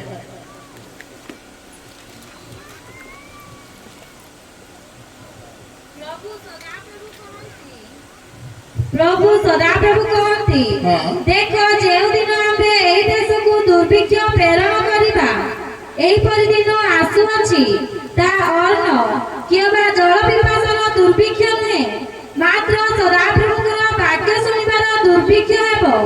लोक माने एक समुद्र ठारू अन्य समुद्र पर्यंत ओ उत्तर दिगरु पूर्व दिग पर्यंत भ्रमण करिवे। सेमाने सदाप्रभुकर वाक्यर अन्वेषण करिबा पई एणे तेणे दौड़िबे आउ ताहा पाइबे नाही। सुनिले मां माने भाई माने कौन सुनिले आपण माने नाटक पढ़िबा सुनिले ना नहीं सुनिले कौन सुनिले कौन सुनिले मां माने आउट के पढ़िबा शुणिले कि जदि शुणिले हाँ कहतु नथिले आउ थरे पढ़िबा शुणिले नहीं आउ टिके परमा ठियाई पड़े बस पड़े प्रभु सदाप्रभु कहती प्रभु सदा प्रभु एई कथा कहंती देख देख जो दिन आम्भे एही देश को दुर्भिक्ष प्रेरण करिबा एपरि दिन आसुअछि ताहा अन्न किंबा जल पिपासार दुर्भिक्ष नुहे मात्र सदा प्रभुकर वाक्य शुणिबारे दुर्भिक्ष हेबो। भाई माने मां माने ध्यान देसो एबे शुणिले स्पष्ट भाबरे कौन हेबो कौन हेबाकू जाउछि किंतु को दिन हेबो को वर्ष हेबो को समय रे हम जानिला किंतु प्रोफेसी कहूछि भाववाणी कुआ जाउछि एमिति गुटे समय आसुछि आपण माने निज निज मंडली रो निज निज ग्राम रो निज निज जागा रो एही स्थान को आसी छंती एमिति गुटे समय आसुछि एमिति आपण आसी परिबे नाही एमिति समय आसुछि आपण माने एमिति बसी परिबे नाही कारण सेही दिन अन्न पिपासार दुर्भिक्ष हब नाही। कौन दुर्भिक्ष हम सदा प्रभु को वाक्य शुणिबार दुर्भिक्ष हम बड़ दुखर विषय से समय आसुची आम भारत में वर्तमान सब जगह से अवस्था को आसिलानी तो सुप्रीम कोर्ट करदेलानी न्याय गोटे केतबे तो को स्टेट आज धन प्रचार कर बंद कर देलेनी को जगह तो कौन कौन हो गलानी एमती गोटे समय आसुची आमे एकत्र वाक्य शुणा यही वाक्य संपूर्ण भाव सत्य ईश्वर को वाक्य एक प्रकाश करे आकाश पृथ्वी लोप पाई जीव सीना ईश्वर को वाक्य के लोप ता माने हमें जानि पारुछु किछि वर्ष किछि समय परे एमदी सभा समिति रे आपण माने आमे आसी के प्रचार करि परिबो नाही बहुत आतंक हम स्पष्ट भाव कथा कहले अन्न किबा पिपासार दुर्भिक्ष हम नहीं खाइबार किबा पीबार दुर्भिक्ष हम नहीं कौन दुर्भिक्ष हम सदा प्रभु को वाक्य शुणिबार दुर्भिक्ष हम तेणु विश्वास में जागृत होगा कथा हित उपदेश 6 गोटे सुंदर विषय लेखा अच्छे पढ़िल मां हे अलसुआ तुमे पिंपुड़ी पाखकु जाओ ताहार क्रिया विवेचना करो वो ज्ञानी हो का पाखकु जीवाक पड़ियो आज्ञा माने का पाखकु जीवाक पड़ियो आमे बड़ो ना पिंपुड़ी बड़ो आमे बड़ो ना पिंपुड़ी बड़ो आमको प्रभु को वाक्य कहा जाउची हे विश्वासी माने हे यीशु को प्रेम करुथिबा लोक माने हे ख्रिस्टियन लोक माने एमिति समय आसुची তুমি পিঁপুড়ি নিকটକୁ ଯିବ ଆଜ୍ଞା ପିମ୍ପୁଡ଼ି ଆମଠୁ ବେଶୀ ବଡ଼ ଜ୍ଞାନୀ ମାନେ ସଲୋମନ କହିଲେ ତୁମେ ପିମ୍ପୁଡ଼ି ନିକଟକୁ ଯାଅ ଦୁର୍ଭିକ୍ଷ ହବ ନା କଣ ଦୁର୍ଭିକ୍ଷ ହବ ଆଜ୍ଞା କଣ ଦୁର୍ଭିକ୍ଷ ହବ ସଦା ପ୍ରଭୁଙ୍କ ବାକ୍ୟ ଶୁଣିବାର ଦୁର୍ଭିକ୍ଷ ହବ ପାଣି ଆଜ୍ଞା ଗୀତ ଗାଇବାକୁ ଭୁବନେଶ୍ୱର ଆସିବେ ନାହିଁ ଝିଅ ପିଲା ଆଜ୍ଞା ବ୍ରହ୍ମପୁର ଆସିବେ ନାହିଁ ଜିତୁ ଆଜ୍ଞା ଜାମଶେଦପୁର ଆସିବେ ନାହିଁ ଏମିତି ଗୋଟେ ସମୟ ଆସୁଛି କୋଉ ଦିନ ତାହା ନିଶ୍ଚିତ ଘଟିବ କାରଣ ଈଶ୍ୱରଙ୍କ ବାକ୍ୟ ସତ୍ୟ ଅନ୍ୟଥା କେବେ ହେଇପାରିବ ନାହିଁ ହୁଏତ କିଛି ଦିନ ପରେ ସେପରି ଘଟିବ ତେଣୁ ଖ୍ରୀଷ୍ଟକୁ ବିଶ୍ୱାସ କରୁଥିବା ଲୋକମାନେ ଏଇ କଥା ଆଜି କଥା କହିଲେ ହିତ ଉପଦେଶ 6:6 ତୁମେ ପିମ୍ପୁଡ଼ି ନିକଟକୁ ଯାଅ ଆମେ ମାନେ ଈଶ୍ୱରଙ୍କ ଲୋକ ଆମେ ହାଲେଲୁୟା କରୁଛୁ ପ୍ରାର୍ଥନା କରୁଛୁ ପ୍ରଭୁଙ୍କ ବାକ୍ୟ ପଢୁଛୁ ସବୁ କରୁଛୁ ଆମକୁ କହୁଛି ପିମ୍ପୁଡ଼ି ପାଖକୁ ତୁମେ ଯାଅ ଏ ପାଷ୍ଟର ଆଜ୍ଞା ମାନେ ଯିବେ ପିମ୍ପୁଡ଼ି ପାଖକୁ ଡାଡରା ଲୋକ ଆଗେ ଯିବେ କି ଆଗେ ପିମ୍ପୁଡ଼ି ପାଖକୁ ନା ମୁଁ ଯିବି ମୁଁ ବି ଯାଇପାରିବିନି ଆପଣ ଏ ପିମ୍ପୁଡ଼ି ପାଖକୁ ଯିବେ ଯିବେ ନା ଯିବେ ଯିବାକୁ ପଡିବ ବାଇବଲ କହୁଛି ବାକ୍ୟ କହୁଛି ଯିବାକୁ ପଡିବ କେମିତି ଯିବାକୁ ପଡିବ ଆଜ୍ଞା ପିମ୍ପୁଡ଼ି ଦେଖିଛନ୍ତି ପିମ୍ପୁଡ଼ି କିଏ ଦେଖିଛି କହିଲ ଦେଖିଛୁ ସମସ୍ତେ ପିମ୍ପୁଡ଼ି ସମସ୍ତେ ଦେଖିଛୁ ହାତୀକୁ ଦେଖିଛୁ କିଏ ହାତୀକୁ ଦେଖିଛୁ ହାତୀକୁ ସମସ୍ତେ ଦେଖିଛୁ କିନ୍ତୁ ଏଡେ ବଡ଼ ହାତୀ ସିନା ଛୋଟ ପିମ୍ପୁଡ଼ିକୁ ଭୟ କରୁଛି ସେ ଯେତେବେଳେ ହାତୀ ଦାଣ୍ଡରେ କି କ'ଣ ଚାଲେ ସେ ଫଁ ଫଁ କରି ଚାଲେ କାଳେ ପିମ୍ପୁଡ଼ି ମୋ ନାକ ଭିତରେ ପଶିଯିବ ପିମ୍ପୁଡ଼ିକୁ ହାତୀ ଭୟ କରୁଛି ପିମ୍ପୁଡ଼ିକୁ ହାତୀ ଭୟ କରୁଛି ତେଣୁ ସେ ଶୁଣ୍ଡ ତଳକୁ କରେ ସେ ଏମିତି ନିଶ୍ୱାସ ନିଏ ଯେ ପିମ୍ପୁଡ଼ି ଚାଲିଥିଲେ ମଧ୍ୟ ଉଡ଼ିକି ଉପରୁ ପାରୁନି ସେ ରାସ୍ତାରେ ସେ ଯିବ କାରଣ ଭୟ ପିମ୍ପୁଡ଼ିକୁ ଭୟ ହାତୀ ହାତୀ ଏଡେ ବଡ଼ ହାତୀ ଛୋଟ ପିମ୍ପୁଡ଼ିକୁ ଭୟ କରୁଛୁ କିନ୍ତୁ ଆମମାନଙ୍କୁ କୁହାଯାଉଛି ଏ ନିର୍ବୋଧ ଲୋକମାନେ ତୁମେ ପିମ୍ପୁଡ଼ି ନିକଟକୁ ଯାଅ କିଏ ଲାଜର କଥା ଆମେ ପିମ୍ପୁଡ଼ି ପାଖକୁ ଯିବା ତାର କ୍ରିୟା ସବୁବେଳେ ବିବେଚନା କରିବ ସେ କଣ କରୁଛି ବହୁତ ବଡ଼ କ୍ରିୟା କରୁଛି ବହୁତ ବଡ଼ କ୍ରିୟା କରୁଛି ତାଙ୍କଠାରୁ ଆମେ ନିହାତି ଭାବରେ ତାଙ୍କର କାର୍ଯ୍ୟ ଜାଣିବାକୁ ପଡ଼ିବ କଣ କରୁଛି ଆଜ୍ଞା ବର୍ଷା ଦିନେ ପିମ୍ପୁଡ଼ି କେବେ ବାହାରୁଛି କାହିଁକି ବାହାରିବ ନାହିଁ ବର୍ଷା ଦିନ ସେ କାହିଁକି ପଦାକୁ ବାହାରିବ ନାହିଁ କାହିଁକି ବାହାରିବ ନାହିଁ ବର୍ଷା ଦିନ କେବେ ଦେଖିଛନ୍ତି କି ପିମ୍ପୁଡ଼ି ମାନେ ବର୍ଷା ସମୟରେ ବାହାରିବାର ବର୍ଷା ପୂର୍ବରୁ ଏମିତି ଗ୍ରୀଷ୍ମ ଋତୁରେ ସେ ନିଜର ଖାଦ୍ୟ ସଞ୍ଚୟ କରେ ପ୍ରେଜ୍ ଦ ଲର୍ଡ ହାଲେଲୁୟା ହାଲେଲୁୟା ହାଲେଲୁୟା ବର୍ଷା ପୂର୍ବରୁ ଗ୍ରୀଷ୍ମ ଋତୁରେ ନିଜର ଆହାର ସଞ୍ଚୟ କରି ରଖେ କାରଣ କାହିଁକି ଯେ ବର୍ଷା ଦିନ ମୁଁ ପଦାକୁ ବାହାରି ପାରିବି ନାହିଁ କୋଉଠି ଯଦି ବଡ଼ ବର୍ଷା ଆସିଲା ମତେ ଧୋଇକି ନଦୀରେ ପକେଇଦେବ ମୁଁ ମରିଯିବି ତେଣୁ ଏତେ ଚାଲାକ ପିମ୍ପୁଡ଼ି ଏଥିପାଇଁ ପ୍ରଭୁ ଯୀଶୁ ଏହି କଥା ଆମକୁ କହିଲେ ହେ ନିର୍ବୋଧ ଲୋକମାନେ ଆଗମନ ପୂର୍ବରୁ ତୁମେ ଈଶ୍ୱରଙ୍କ ବାକ୍ୟ ସଂଗ୍ରହ କର ପ୍ରେଜ୍ ଦ ଲର୍ଡ ହାଲେଲୁୟା ହାଲେଲୁୟା ହାଲେଲୁୟା ଆପଣ ଜାଣିଛନ୍ତି ଈଶ୍ୱରଙ୍କର ଆଗମନ ସମୟରେ ଆମେ ଯାହା ଯାହା ଶିକ୍ଷା ପାଇଛୁ ସେ ସବୁ ଶିକ୍ଷା ଆମମାନଙ୍କୁ ପ୍ରଭୁ ବିଚାର କରିବା ପାଇଁ ସେ ଆମମାନଙ୍କୁ ସମ୍ପୂର୍ଣ୍ଣ ଭାବରେ ଆଗରୁ ପ୍ରସ୍ତୁତ କରିଛନ୍ତି ତେଣୁ କହିଲେ ଏମିତି ତ ସମୟ ଆସୁଛି ଅନ୍ନ ପିପାସାର ଦୁର୍ଭିକ୍ଷ କଲେ ସଦାପ୍ରଭୁ ବାକ୍ୟ ଶୁଣିବାରେ ଦୁର୍ଭିକ୍ଷ ହବ ତେଣୁ ଏ ଅଳସୁଆ ଲୋକମାନେ ପିମ୍ପୁଡ଼ି ପାଖକୁ ଯା ଆମେ ଅଳସୁଆ ହେଇଗଲେ ପିମ୍ପୁଡ଼ି ପାଖକୁ ଗଲେ କ'ଣ ହବ ତାର କ୍ରିୟା ସକଳ ଆମେ କ'ଣ କରିବା ବିବେଚନା କରିବ କେମିତି କରିବା ନା ଗ୍ରୀଷ୍ମ ଋତୁରେ ସେ ଧନ ସଞ୍ଚୟ କରେ ଯୀଶୁଙ୍କର ଆସିବା ପୂର୍ବରୁ ବିଶ୍ୱାସୀ ମାନେ ଈଶ୍ୱରଙ୍କ ବାକ୍ୟ ସଞ୍ଚୟ କରିବା କର୍ତ୍ତବ୍ୟ ରହିଛି ପ୍ରେଜ୍ ଦ ଲର୍ଡ ହାଲେଲୁୟା ହାଲେଲୁୟା ଯଦି ଆମେ ସଞ୍ଚୟ କରିବା ନାହିଁ ଯେତେବେଳେ ଯୀଶୁ ଆମ ସମ୍ମୁଖରେ ବିଚାର କରିବେ ସେ ଯୋଉ ପ୍ରଶ୍ନ ପଚାରିବେ ସେଇ ପ୍ରଶ୍ନର ଉତ୍ତର ଆମେ ଦେଇପାରିବା ନାହିଁ ତାହେଲେ ଆମେ କୋଉଠିକୁ ଯିବା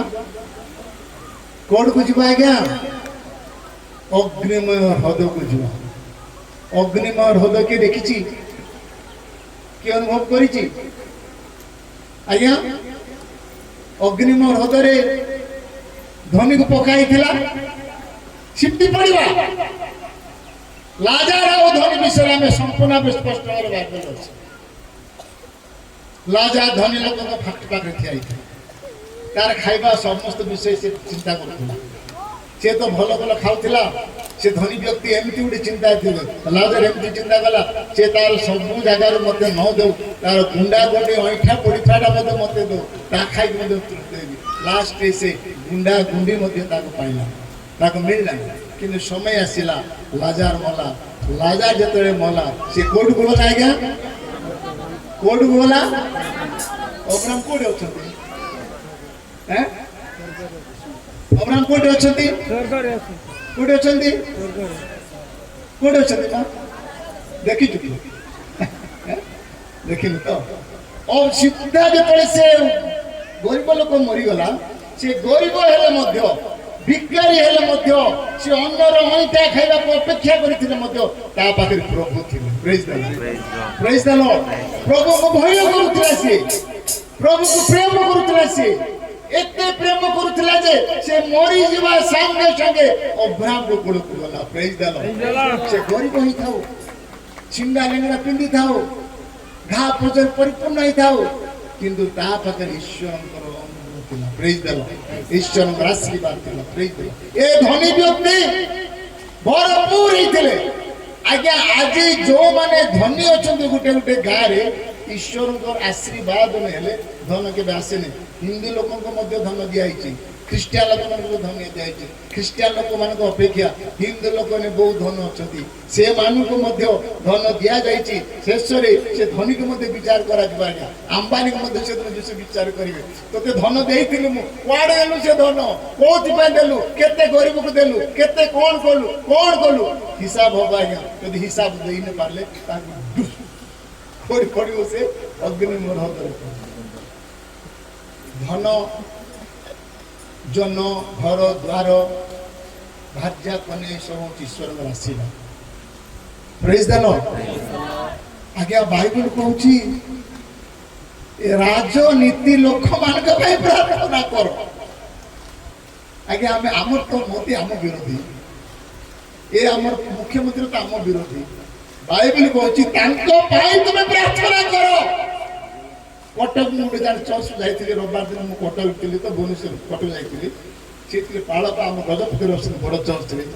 ସିଏ ଏମିତି ମୁଖ୍ୟମନ୍ତ୍ରୀଙ୍କର, ପ୍ରଧାନମନ୍ତ୍ରୀଙ୍କର, ସେକ୍ରେଟାରୀଙ୍କର ଓ ଲମ୍ବା ତାଲିକାରେ ପ୍ରାର୍ଥନା କଲେ। ମୁଁ କହିଲି ବାରେ ବା, କାହିଁ ବାଇବେଲ ଲେଖା ଅଛି ଶାସନକର୍ତ୍ତା ମାନଙ୍କ ପାଇଁ ପ୍ରାର୍ଥନା କର। କରୁଛୁ ଆଜ୍ଞା? ମୋଦି ପାଇଁ କରୁଛୁ? କରୁଛୁ? ଅମିତ ଶାହ ପାଇଁ କରୁଛୁ?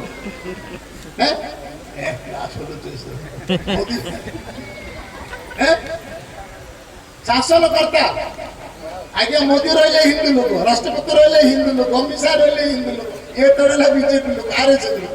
ଆମେ ତାଙ୍କ ପାଇଁ ମତେ ବାଇବେଲ କହୁଛି ତୁମେ ତାଙ୍କ ପାଇଁ ପ୍ରାର୍ଥନା କର। କଣ ମିଳିବ? ଯେହେତୁ ରାଷ୍ଟ୍ରପତି ଜଣେ ଆଦିବାସୀ ଝିଅ ହେଇଥିଲେ ମଧ୍ୟ, ସେ ହିନ୍ଦୁ ଥିଲେ ମଧ୍ୟ, ଆମେ ତାଙ୍କର ଅଧୀନରେ ଅଛୁ। ପ୍ରଧାନମନ୍ତ୍ରୀ ଜଣେ ନୈଷ୍ଠିକ ହିନ୍ଦୁ ହେଲେ ମଧ୍ୟ ଆମେ ତାଙ୍କ ଅଧୀନରେ ଅଛୁ। ତେଣୁକରି ଲେଖକ ଲେଖୁ ଲେଖୁ ଲେଖିଲେ ସେମାନଙ୍କ ପାଇଁ ମଧ୍ୟ ତୁମେ ପ୍ରାର୍ଥନା କର, ପ୍ରାର୍ଥନା କର। ଆମେ ସମସ୍ତେ ପ୍ରାର୍ଥନା କରୁଛୁ। ମୁଁ ସବୁ ଗୋଟେ ଥରେ ଛିଡ଼େଇ ଦେଉଛି, ପ୍ରଭୁ ଯେତେ ଶାସନକର୍ତ୍ତା ଅଛନ୍ତି ସମସ୍ତଙ୍କୁ ସଦ୍ବୁଦ୍ଧି ଦିଅ, ସଦ୍ଜ୍ଞାନ ଦିଅ। ଆରଏସ ଲୋକ ଖ୍ରୀଷ୍ଟିଆନ ସବୁବେଳେ ପ୍ରାର୍ଥନା କରୁଛୁ, ସମସ୍ତଙ୍କୁ ବୁଦ୍ଧି ଦିଅ, ଜ୍ଞାନ ଦିଅ। ଆରଏସ ମାନେ ପ୍ରଭୁ ଗୋଟେ ଗିର୍ଜା ଭାଙ୍ଗିଦେଲେ, ଗିର୍ଜା ଆଗରେ ହନୁମାନ ଚାଳିଶା କଲେ, ଗୋଟେ ଗିର୍ଜା ଚର୍ଚ୍ଚ ଭାଙ୍ଗିଦେଲେ, ରାମଚରିତ୍ର କଲେ। ମୁଁ କହୁଛି ଆଜ୍ଞା, ଆରଏସ ଲୋକମାନଙ୍କୁ ଖ୍ରୀଷ୍ଟିଆନ କର, ସେ ମୋହନ ଭଗତ ଧର, ପ୍ରଭୁ ତାକୁ ଧର, ଆମର କର୍ତ୍ତବ୍ୟ ଅଛି ପ୍ରାର୍ଥନା କର। ପ୍ରେଜ୍ ଦ ଲର୍ଡ। Hallelujah, hallelujah. ସେହି ଧନୀକୁ ଈଶ୍ୱରଙ୍କ ଆଶୀର୍ବାଦ ମଧ୍ୟ ଧନ ଦେଇଥିଲେ, କିନ୍ତୁ ସେ ଧନୀର ଟିକେ ଗୁଣ୍ଡାଗୁଣ୍ଡି ଖାଇବା ପାଇଁ ଏତେ ଆଶା ରଖିଥିଲା। ସେ ଗରିବ ଲୋକ ଟୋଟାଲି ସେ ପାଇଲା ନାହିଁ। ଗରିବ ଲୋକ ମରିଗଲା। ସେ ଗଲେ ଅବ୍ରାହ୍ମଙ୍କ କୋଳକୁ। ଅବ୍ରାହ୍ମଙ୍କ କୋଳକୁ ଯିବା ଅର୍ଥ ହେଲା ସେ ପବିତ୍ରତା ଥିଲା। ପ୍ରେଜ୍ ଦ ଲର୍ଡ। ତାଙ୍କର ଦେଖିବା ମାତ୍ରକେ ପୋଜ ରକ୍ତରେ ପରିପୂର୍ଣ୍ଣ ଥିଲା। ତାଙ୍କ ବସ୍ତ୍ର ଠିକ ନଥିଲା, ତାଙ୍କ ପାଇଁ ତେଲ ନଥିଲା, ତାଙ୍କ ପାଇଁ ପାନୀୟ ନଥିଲା, ତାଙ୍କ ପାଇଁ ସେଚ ନଥିଲା, ତାଙ୍କ ପାଇଁ ଶୋଇବା ବସ୍ତ୍ର ନଥିଲା, ତଥାପି ତାଙ୍କ ପାଖରେ ପ୍ରଭୁ ଥିଲେ। Praise the Lord। ତେଣୁ ସେ ମରୁମରୁ ଅବ୍ରାହ୍ମଙ୍କ କୂଳକୁ ଗଲେ। ଏଇ ଧନୀ ଲୋକ ପାଖରେ ସହସ୍ର ସୁନା, ସହସ୍ର ଟଙ୍କା, ଖାଦ୍ୟ ସବୁ ଯାକ ଥିଲା, କିନ୍ତୁ ଏ ବି ଦିନେ ମରିଗଲା। କୋଉଠି ଗଲା ମାସେ? କୋଉଠି ଗଲା ସେ? କୋଉଠି ଗଲା? ନର୍କ ଗଲେ କେମିତି? ନର୍କ ଗଲେ ଅନନ୍ତ ଅଗ୍ନି, ମାନେ ଅନନ୍ତ ହେଲେ କଣ? ଏମିତି ନିଆଁ ଗଦାକୁ ସେ ତାକୁ ପକାଗଲା ଯେ ସେ ନିଆଁ ଲିଭୁନି କି ସେ ନିଆଁ ଆଉ ସେ ଲୋକ ମରୁନାହିଁ କି ସେ ଲୋକ ଆଉ ଛଟପଟ ହେଇକି ସିଧା ସେ ଗରିବ ଲୋକକୁ ମନେ ପକେଇଲା। କାହାକୁ ମନେ ପକେଇଲା? କାହାକୁ ମନେ ପକେଇଲା? ଲାଜାରକୁ ମନେ ପକେଇଲା। ପ୍ରଭୁ ବହୁତ କଷ୍ଟ ପାଉଛି, ମୁଁ ଆରାମରେ ଖାଉଥିଲି, ଆରାମରେ ସବୁ ହଉଥିଲା, ମୁଁ ଯଦି ସେତେବେଳେ ସେଇ ଗରିବ ଲୋକଙ୍କୁ ଯଦି କିଛି ଖାଇବାକୁ ଦେଇଥାନ୍ତି ହୁଏତ ପ୍ରଭୁ ଏଇ ଜାଗାରେ ମୁଁ ନଥାନ୍ତି। ଯାହା ବି ହଉ ପଡ଼ିଗଲି ତ ପଡୁ ମତେ ଟିକେ ରକ୍ଷା କର। ସେ ଲୋକକୁ ଟିକେ କହିଦିଅ ତାର ଟିକେ ଟିପ ଅଙ୍ଗୁଳିରେ ଟିକେ ପାଣି ଦେଲେ ମୁଁ ଟିକେ ସାନ୍ତ୍ୱନା ପାଇ। ଏଇ ଯେତେବେଳେ ପ୍ରଶ୍ନ ଗଲା ସ୍ୱର୍ଗରୁ ଉତ୍ତର ଆସିଲା କଣ? ତୁ ଯେଉଁଠି ଅଛୁ ଏ ଲାଜାର ସେଠିକି ଆସିପାରିବ ନାହିଁ। ଏଇ ଲାଜାର ଯୋଉଠି ଅଛୁ ତୁ ସେଠିକୁ ଆସିପାରିବ ନାହିଁ, ତୋର ତାର ବ୍ୟବଧାନ ବେଶୀ। ଆଉ କଣ କହିବ? ଆଉ ଗୋଟେ ଥର ରିକ୍ୱେଷ୍ଟ କଲା ସେ କଲବଲ ହଉଥିବା ଧନୀ ଲୋକ, ହଉ ପ୍ରଭୁ ମୁଁ ତ ମରିଲିଣି, କିନ୍ତୁ ମୋ ଭାଇମାନେ ଅଛନ୍ତି ଆଉ କେତେ ଜଣ, ସେମାନଙ୍କୁ ଟିକେ ରକ୍ଷା କର। ଆଉ ଥରେ ସ୍ୱର୍ଗରୁ ଉତ୍ତର ଆସିଲା, ସେମାନଙ୍କ ପାଖରେ ଧର୍ମ ପୁସ୍ତକ ଅଛି, ଅଧ୍ୟୟନ କରନ୍ତୁ। ସେ ଅଧ୍ୟୟନ କଲା ପରେ ସେମାନେ ତୋ ଭଳି ଆସିପାରିବେ। Praise the Lord, praise the Lord, hallelujah, hallelujah। ଆପଣ ମାନଙ୍କ ପାଖରେ ବାଇବେଲ ଅଛି, ବାଇବେଲ ପଢୁନାହାନ୍ତି। ସେ ଧନୀ ଲୋକ ପ୍ରାର୍ଥନା କଲେ ପ୍ରଭୁ ନିକଟରେ, ପ୍ରଭୁ ମୁଁ ତ ମଲି ମୋର ପ୍ରାୟ 5 ଜଣ ଭାଇମାନେ ଅଛନ୍ତି, ତାଙ୍କୁ ଟିକେ ଦୟା କରନ୍ତୁ ବୋଲେ ସ୍ୱର୍ଗରୁ କଣ ଉତ୍ତର ଆସିଲା? ସେମାନଙ୍କ ପାଖରେ ଧର୍ମ ପୁସ୍ତକ ଅଛି, ତାହା ସେମାନେ ଭଲରେ ପଢନ୍ତୁ। ଯଦି ପଢିବେ ରକ୍ଷା ପାଇବେ, ଯଦି ନ ପଢିବେ ତ ଭଳି ପଢିବେ। Praise the Lord, hallelujah। ଭୟ ହଉଛି ନା ନାହିଁ? ବାକ୍ୟ ଶୁଣିଲା ବେଳକୁ ଭୟ ହଉଛି ନା ନାହିଁ? ଭୟ ବୋଧେ ହଉନଥିବ। ଭୟ ହଉଛି କି ନାହିଁ? କାହା ଭଳି ଆମେ ହେବା? ଲାଜାର ଭଳି ହେବା ନା ଧନୀ ବ୍ୟକ୍ତି ଭଳି ହେବା ନା ଧନୀ ବ୍ୟକ୍ତିର ଭାଇ ଭଳି ହେବା? ଲାଜାର ତ ଗଲା ପ୍ରଭୁଙ୍କ କୂଳକୁ, ସେ ଧନୀ ବ୍ୟକ୍ତି ତ କଲବଲ ହଉଛି, ତାର 5 ଭାଇ ପାଖରେ ଅଛନ୍ତି। ସ୍ୱର୍ଗରୁ ଉତ୍ତର ଆସିଲା, ସେମାନେ ବାଇବେଲ ପଢନ୍ତୁ ରକ୍ଷା ପାଇବେ। ଆପଣମାନଙ୍କ ପାଖରେ ବାଇବେଲ ଅଛି, ବାଇବେଲ ପଢନ୍ତୁ, ଦ୍ୱିତୀୟ ଆଗମନ ସମୟରେ ରକ୍ଷା ପାଇବେ। Praise the Lord, hallelujah, hallelujah। ଯଦି ରକ୍ଷା ବାଇବେଲ ନ ପଢିବେ ଆପଣମାନେ କେବେ ରକ୍ଷା ପାଇପାରିବେ? ଆଜ୍ଞା ପାଇପାରିବେ? ତେଣୁ ପ୍ରଭୁ ଗୋଟେ କଥା ମୁଁ କହିଲେ, ଆମେ ମନୁଷ୍ୟ ହେଲେ ମଧ୍ୟ ପିମ୍ପୁଡ଼ି ନିକଟକୁ ଯିବାକୁ ପଡ଼ିବ, ତାର କ୍ରିୟା ସକଳ ବିବେଚନା କରିବାକୁ ପଡ଼ିବ। ଆମେ ପିମ୍ପୁଡ଼ି ପାଖକୁ କାହିଁକି ଯିବା? ଗ୍ରୀଷ୍ମ ଋତୁରେ ସେ ଆପଣା ଖାଦ୍ୟ ସଞ୍ଚୟ କରେ, ବର୍ଷା ସମୟରେ ସେ ଆରାମରେ ବସିକି ସେ କଣ କରେ? ଗୋଡ଼ ଉପରେ ଗୋଡ଼ ନଦୀକି ସେ ଆରାମରେ ଖାଏ। ଠିକ ସେଇଭଳି ପ୍ରଭୁଙ୍କର ଦ୍ୱିତୀୟ ଆଗମନ ଯେତେବେଳେ ହେବାକୁ ଯାଉଛି, ସେତେବେଳେ ଆମମାନଙ୍କର ସମ୍ପୂର୍ଣ୍ଣ ଭାବରେ ବାକ୍ୟ ପ୍ରଚୁର ଭାବରେ ଏ ଭଣ୍ଡାର ରହିବାକୁ ପଡ଼ିବ। କେମିତି ଭାବରେ? ପ୍ରଚୁର ତୁମମାନଙ୍କ ଭିତରେ ପ୍ରଚୁର ଭାବରେ ଈଶ୍ୱରଙ୍କ ବାକ୍ୟ ରହୁ। ପ୍ରଚୁର ଭାବରେ ଅର୍ଥ କଣ ବାବୁ? ତାର ହିସାବ ନାହିଁ। ପ୍ରଚୁର ଭାବରେ ଈଶ୍ୱରଙ୍କ ବାକ୍ୟ ଆମ ଭିତରେ ରହିବାକୁ ପଡ଼ିବ। ଆଉ ବୋଧେ ତାକୁ ଆଉ ଉତ୍ତର କିଛି ନାହିଁ। ପ୍ରଚୁର ଭାବରେ ରହିଲେ କଣ ହବ? ଆମ ପାଇଁ ଉପକାର ହବ। ପ୍ରଭୁଙ୍କର ଆସିବା ଦିନରେ से जो आम विचार करेंगे आम सहित से वाक्य आमको बहुत साहाଯ୍य करेंगे। बाइबल अच्छी पढ़ुच बाइबल अच्छी तुमने बाइबल रखिच पढ़ुच ना पिले पढ़ुच आज केत अध्याय पढ़ल सत पढ़ हाँ आषाढ़ कौन तुम्हें पढ़ल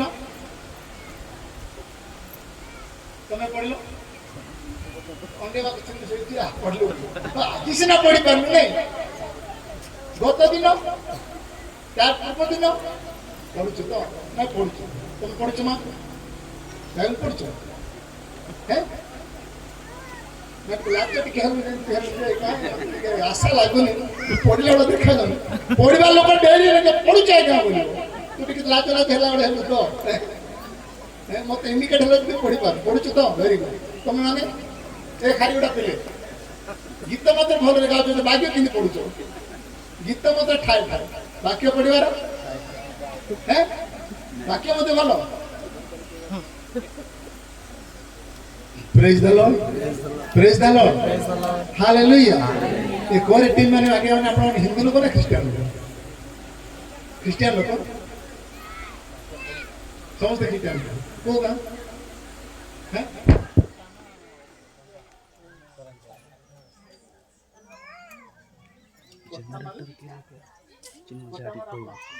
जनरेटर लगे ऑनलाइन कर दो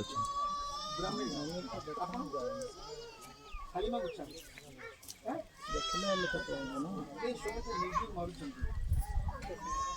म्यूजिक मारिया सुनील अनिल को देखु कल जनरेटर नहीं अच्छी अच्छी लेकिन चालू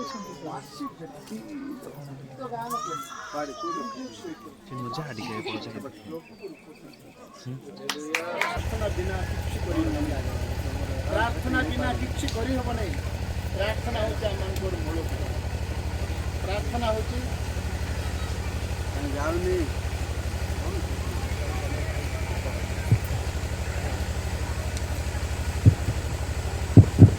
प्रार्थना होची सबटा हमर मूल बेले बेले कौन होचु आमे माने प्रार्थना भूली जाऊ प्रार्थना भूली जाऊ कि नहीं खाइबा किंतु भूली पारु खाइबा को भूली चुकी आज्ञा माने नहीं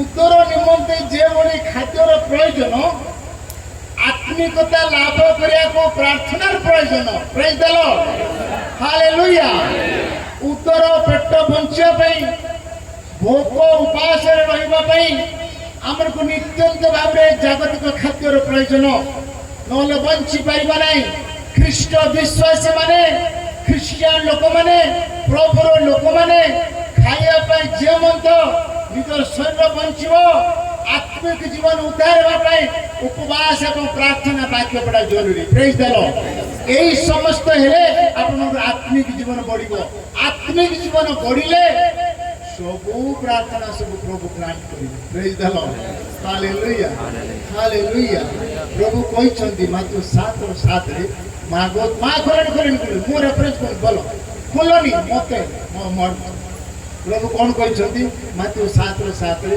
मागो तुमको मागियाड़ के पाइछु हैं यार के जो हम कहला के हम कहला मागिबाटा प्रभु कहले मागो तुमको दिया जीवो जहाँ तुम्हें मागुच मागो तुमको दिया जीवो किंतु जाको पुस्तक कहले तुम्हें मागुच किंतु पाई पारु नाम आम कौन मागुचु प्रभु को दास मैंने आसिले आगे आम पिला बीए परीक्षा दीजिए आगे प्रार्थना करो आगे आम पिला +2 परीक्षा दीजिए आगे प्रार्थना करो आगे से पिला +2 परीक्षा दी प्रार्थना कले से पिला भल नंबर रखिले पास हो गोटे झील मो पाखे आसला मुझे बीए पढ़ी माँ कहला आज्ञा मो बीए मो पिला साइंस पढ़ी बीए परीक्षा दी प्रार्थना कर मुझे कहली माँ सीधा मुझे प्रार्थना करी कहीं प्रार्थना करी से प्रार्थना समय मोबाइल देखुच लुचि ମୋବାଇଲ ସହିତ ଟିକଟକ୍ କରୁଥିବ ଲୁଚି ଲୁଚି ମୁଁ ପ୍ରାର୍ଥନା କରିଯିବି ଯେ ସେ ପୁଣି ପାସ୍ ହବ। ଆରେ କର୍ମ ତୋର କରେ ତାପରେ ଧର୍ମ ପାଇବ। ସେ ଯଦି ଭଲ ପଢିବ ଭଲ ଲେଖିବ ତାକୁ ପ୍ରଭୁଙ୍କୁ ଦାସରେ ପ୍ରାର୍ଥନା କରିକି ତା ଆବଶ୍ୟକ ନାହିଁ। ତାପରେ ଯେତେବେଳେ ତାର ଝିଅ ପରୀକ୍ଷା ସମୟରେ ମୋବାଇଲ ଲୁଚି ଲୁଚି ଦେଖୁଥିବ ତାର ସାଙ୍ଗମାନଙ୍କ ସହ ଫୋନରେ କଥାବାର୍ତ୍ତା ହଉଥିବ ବାଇଚାନ୍ସ ଫେଲ୍ ହେଇଗଲା ଅଉତ ପାଣି ଆସିଲେ ପାଣି ଆଜ୍ଞା ଫୋନ ପାଣି ଆଜ୍ଞା ପ୍ରାର୍ଥନା କରିଥିଲେ ଯେ ମୋ ପିଲା ଫେଲ୍ କିନ୍ତୁ ପାଣି ଆଜ୍ଞା ବହୁତ ଭିତରେ ରହିଗଲା କିନ୍ତୁ ତା ଝିଅ ଏଭଳି ପ୍ରାର୍ଥନା ଆଜ୍ଞା ଟିକେ ପ୍ରାର୍ଥନା କରିଦ ମୋ ବେପାର ଭଲ ହଉନି ବେପାର କରିବ। ଆପଣ ମିଛ କହିବେ ମିଛ ଭାବିବେ ମୁଁ ଜଣକୁ ଏମିତି ଭାବରେ ଗାଳି ଖୋଲି ଜଣେ ମୋ ଘରକୁ ଆସିଲା ମୋ ନିଜର ବନ୍ଧୁବାନ୍ଧବ ଲୋକ ଆଗ ସେ କହୁଛି ଆଜ୍ଞା ମୋ ପିଲା ପାଇଁ ଟିକେ ପ୍ରାର୍ଥନା କର ମୋ ପିଲା ଭିତରେ ଅଛି। ମୋ କହିଲେ କୋଉ ଭିତରେ ଅଛି କୋଉ ଭିତରେ ଅଛି ନାଇଁ ଆଜ୍ଞା ଜେଲ ଭିତରେ ଅଛି। ଜେଲ ଭିତରେ ତ ପିଲା ଅଛି ମୁଁ ପ୍ରାର୍ଥନା କରିବି লিখি প্রার্থনা করতে পিলা কম পেয়েছে গঞ্জে নেউଥିଲେ জায়গা মোবাইলে ধরা কଣ କହିଲା ଗଞ୍ଜେ ନେଉଥିଲେ ଜାଗା ମୋ ପିଲା ଧରା ପଡ଼ିଲା ସେଥିପାଇଁ ମୁଁ ପ୍ରାର୍ଥନା କରିବି ତ ପିଲା ଗଞ୍ଜେ ବେପାର ବାହାରିବ ମୁଁ କରିପାରିବି ସିଧା କହିଦେଲି କାନ୍ଦି ପକେଇଲା ସିଏ ମୁଁ କରିପାରିବି ସେଟା ସମିତି ଲେଖା ମୁଁ କରିପାରିବି କାହିଁକି କରିବି ସେ ଗଞ୍ଜେ ନେଇଛି ସେ ବମ୍ବେରେ ଧରା ପଡ଼ିଲା ଯେ ମୁଁ ତା ପିଲା ପାଇଁ ଜେଲ ପାଇଁ ପ୍ରାର୍ଥନା କରିଦେଲି ପ୍ରଭୁ ଏ ପିଲାକୁ ବାହାର କିନ୍ତୁ ମୋର ଦୁଃଖଦାୟକ ବିଷୟ ଆଜ୍ଞା ଏମିତି ପାଇଁ ଲୋକମାନେ ପ୍ରାର୍ଥନା କରିବାକୁ ଆସିବେ ପ୍ରଭୁଙ୍କ ଲୋକମାନଙ୍କ ନିକଟରେ ଆଜ୍ଞା ମୁଁ ଗୋଟେ ଘର କରିବି ଯେ ପ୍ରାର୍ଥନା କରିଦିଅ ଆରେ ଘର ତ ତାର ସିଏ ହବ ତା ପାଇଁ କଣ ପ୍ରାର୍ଥନା ଦରକାର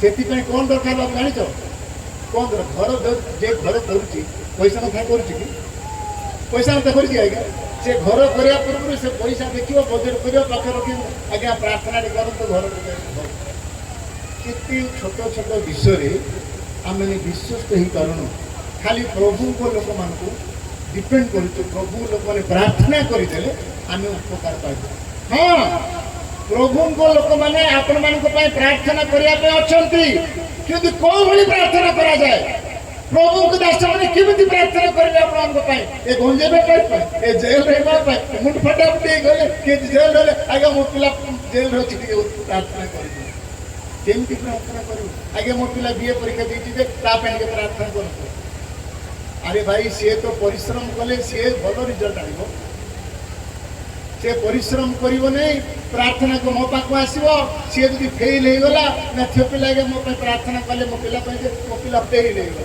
ତାର ଦୋଷ ଧରା ପଡ଼ିବନି ପ୍ରାର୍ଥନାକାରୀ ଦୋଷ ଧରା ଏମିତି ବେଶୀ ଅଛନ୍ତି ଏମିତି ବହୁତ ଅଛନ୍ତି ଗୋଟେ ଗାଁକୁ ଯାଇଥିଲେ ଆଜ୍ଞା ପ୍ରଚାର ପାଇଁ ଗୋଟେ ଘରେ ପ୍ରାର୍ଥନା କରିଦେଲି ସେ ଘର ଗାଁଟା ସାରା ମତେ ବୁଲେଇଲେ ମୁଁ କହିଲି ମୁଁ ଯାଇପାରିବି ଆଉ ମୁଁ ଆସିପାରିବି ନା ମୁଁ ଚାଲିପାରିବି ନା ମୋ ଗୋଟେ ହାତ ନାହିଁ ମୁଁ ଆଉ ବୁଝିପାରିବି କାହିଁକି ଟିକେ ଆସନ୍ତୁ ଆଜ୍ଞା ଟିକେ ଆସ ଟିକେ ନାହିଁ ଟିକେ ତମେ ଆସ ଏଠି ପ୍ରାର୍ଥନା କର 2-4ଟା ଘରେ ପଡ଼ିଲା ପରେ ଆଉ 5-6ଟା ଘରେ ଲୋକମାନଙ୍କୁ ସୁବିଧା ହେବାଦି ପ୍ରଭୁଙ୍କର ଦାସମାନେ ଯେତେବେଳେ ଯୋଉ ଗୃହରେ ବସି ପ୍ରାର୍ଥନା କରନ୍ତି ସେଇ ପ୍ରାର୍ଥନାର ଉତ୍ତର ଅଛି ଆଜ୍ଞା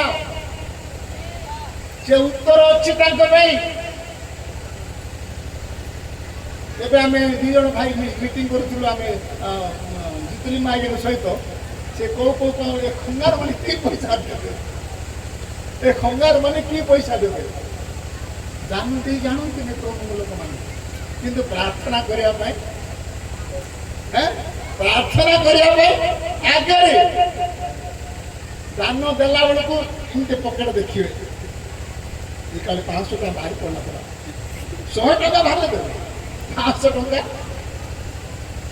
ହଉଛି ନା ନାଇଁ ଭାଇ ମାନେ 500 ଟଙ୍କା ଯଦି ଭିତରେ ଅଛି 100 ଟଙ୍କା ଖୋଜି କାଢିବେ ସେଟା 500 ଟଙ୍କା ଦେବେ କିନ୍ତୁ ଜାଣି ରଖନ୍ତୁ ସେମାନେ 100 ଟଙ୍କା ଦେଲେ 100 ଟଙ୍କାର ଉତ୍ତର ଆପଣ ପାଇବେ 500 ଟଙ୍କା ଦେଲେ 500 ଟଙ୍କାର ଉତ୍ତର ମିଳେ ପ୍ରେଜ୍ ଦ ଲର୍ଡ ପ୍ରଭୁଙ୍କ ଲୋକମାନଙ୍କୁ ଯେତେ ଦାନ ଦେବେ ପ୍ରଭୁ ତାର 100 ଗୁଣ ଫେରସ୍ତ କରିବେ ପ୍ରେଜ୍ ଦ ଲର୍ଡ ପ୍ରଭୁ ଆମର କେବେ ବାକି ରହିବେ ନାହିଁ ସେ ବାକିଆ କେବେ ପ୍ରଭୁ ରହିବେ ନାହିଁ যদি ଆଜି ଯଦି ପ୍ରଭୁକୁ ଆମେ ଦେଇଛୁ 100 ଟଙ୍କା ସେ ନିଶ୍ଚିତ ଭାବରେ 100 ଗୁଣ ଫେରସ୍ତ କରିବା ପର୍ଯ୍ୟନ୍ତ ପାଏ। ପ୍ରେଜ୍ ଦ ଲର୍ଡ, ହାଲେଲୁୟା, ହାଲେଲୁୟା, ହାଲେଲୁୟା। ତେଣୁ ପ୍ରଭୁ ନାମ ଧନ୍ୟବାଦ ହଉ। ଆଉ ଜିତୁ ଆଜ୍ଞା ତ ମୋତେ ଆଜି ଆସିପାରିବେ ନାହିଁ, ତାଙ୍କର ପ୍ରୋଗ୍ରାମ ବୋଧେ ଆସନ୍ତାକାଲି ହେବ କ'ଣ ହେବ ମୁଁ ଜାଣିନାହିଁ। ବହୁତ ସମୟ ଆମେ ବାକ୍ୟ ଶୁଣିଲୁ, ବର୍ତ୍ତମାନ ଆମେ આ ବାକ୍ୟ ଶୁଣିବା ପାଇଁ ଯିବା ନାହିଁ। ଯେତିକି ବାକ୍ୟ ପବିତ୍ର ଆତ୍ମା ଆପଣଙ୍କୁ ମୋ ଦ୍ୱାରା କଥା କହିଲେ ସମସ୍ତେ ନିଶ୍ଚିନ୍ତ ଭାବରେ ବୁଝିପାରିଥିବେ। ବୁଝିପାରିଛନ୍ତି? ଏବେ ବି ପ୍ରଶ୍ନ ଅଛି, এই ସମସ୍ତ ଶୁଣିଲା ପରେ ବି ଯୀଶୁକୁ ପ୍ରେମ କରୁଛୁ କି ନାହିଁ? ଯୀଶୁଙ୍କୁ ପ୍ରେମ କରୁଛୁ କି ନାହିଁ? ଯୀଶୁଙ୍କୁ ପ୍ରେମ କରୁଛୁ କି ନାହିଁ? ଯୀଶୁଙ୍କୁ ପ୍ରେମ କରୁଛୁ କି ନାହିଁ? କରୁଛୁ, କରୁଛୁ। ତୁ ସାତ୍ରୀ କି ଲୁବୁଛୁ, ଲୁବୁଛୁ ହେଁ? ତୁ ଶ୍ୱଶୁର ଅଛି ହେଁ? ତୋ ସ୍ୱାମୀକୁ ଯେମିତି ପ୍ରେମ କରୁଛୁ, ତୋ ପିଲାକୁ ଯେମିତି ପ୍ରେମ କରୁଛୁ, ତ ସାତ୍ରୀ ସାତରାକୁ ହେବ ନାହିଁ ଗୋ, ହବ ନାହିଁ। ହବ କି ମା ମାନେ? ହବ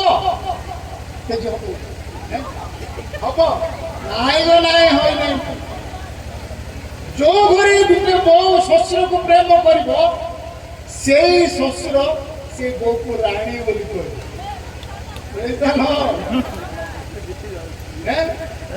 ଶାଶୁ ଶ୍ୱଶୁରକୁ ପ୍ରେମ କରୁଛ କିଏ? ଗୋଟେ ଘରେ ଗୋଟେ ଉଦାହରଣ ଦେବି। ମୋ ନିଜ ସାଙ୍ଗ କରୋଡ଼ପତି, ତାଙ୍କ ସମ୍ପତ୍ତି ଏବେ ପର୍ଯ୍ୟନ୍ତ ଅସରନ୍ତି, ସୁନା ବେପାରୀ, ଏତେ ସମ୍ପତ୍ତି। ଆମେ ସେଦିନ ହିସାବ କରୁଥିଲୁ, ତାର ଜମି, ତାର ସୁନା ଦୋକାନ, ତାର ଘର ଦ୍ୱାର ସବୁ ପ୍ରାୟ 5,000 କୋଟି। ଆଜ୍ଞା ବଡ଼ ବଜାର ଧନୀ 5,000 କୋଟି। ବୋଉ ଗୋଟେ ଦିଲ୍ଲୀରୁ ଆସିଛି, ଲିଫ୍ଟିଂ ବାଲି, ବୁଝିଲେ, ଲିଫ୍ଟିଂ ବାଲି, ବହୁତ କୋଟି ବାଲି। ତାକୁ ତା ପୁଅ ଧରି ପଳେଇ ଆସିଛି। ହେଲେ ତା ଭୋଜି ଯେତେବେଳେ ଆସିଲା, ଆମେ କେତେଟା ସାଙ୍ଗମାନେ ଅଛୁ, ହେଲେ ଆମେ ଭୋଜି ଖାଇବାକୁ ଗଲେ 2 ବର୍ଷ ତଳର ଏ ଝିଅ ଦେଖିବାକୁ ଆଉ ପୁଅ ହିରୋଇନ୍ ପଡ଼ିବ ନାହିଁ। କେମିତି ତାକୁ ଜଟାକି ଚାକିରି ଆଣିଛି ଇଏ ଭଲ ଭୋଜି ଭୋଜି ହେଲା, ଭୋଜି ବଢ଼ିଆ ଭୋଜି ହେଲା। ଭୋଜି ଖାଇଲୁ। ଯେଉଁ ଦିନ ଭୋଜି ଖାଇଲୁ ତାର 3 ଦିନ ପରେ ସେହି ଘରେ ଗୋଟେ ବିରାଟ ଘଟଣା। କ'ଣ ଘଟିଲା? ତା ଶାଶୁକୁ ସେ କହୁଛି ମୋ ପାଇଁ କଫି ବନେଇକି ଦିଅ। କିଏ କହୁଛି? କୋଟିପତି ଘରର ଜଣେ ଶାଶୁକୁ କୁଆଡ଼ୁ ଦିଲ୍ଲୀ ଆଣି ମାଗା ଖାଇବା ହେଇଥିକୁ ଆଣିଛି, ସିଏ ତାକୁ ଉଠା ବତୁଛି ମୋତେ ଟିକେ କଫି ବନେଇକି ଦିଅ। ସେ କାନ୍ଦି କାନ୍ଦି ବୁଢ଼ୀ 68 ବୟସର ବୁଢ଼ୀ ତାକୁ କଫି କରିକି ତା ବେଡରୁମକୁ ଦେବ।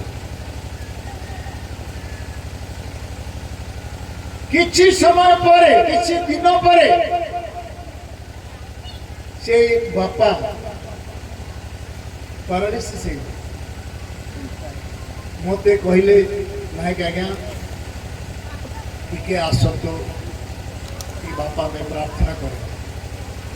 ମୁଁ ଜଣେ ଆଉ ଜଣେ ସାଙ୍ଗ ଥିଲା, ସେ ହିନ୍ଦୁ ଲୋକ, ତାଙ୍କ ଘରକୁ ଗଲୁ, ପ୍ରାର୍ଥନା କଲୁ। ଜଷ୍ଟ ଆରମ୍ଭ ହେଉଥିଲା, ପ୍ରଭୁ ତାଙ୍କୁ ଏମିତି ମିରାକଲ୍ସ କଲେ, ସେ ବେଡ୍ ରେଷ୍ଟ ନେବା ଲୋକ ଉଠି ପଡ଼ି ଚାଲିବା ପାଇଁ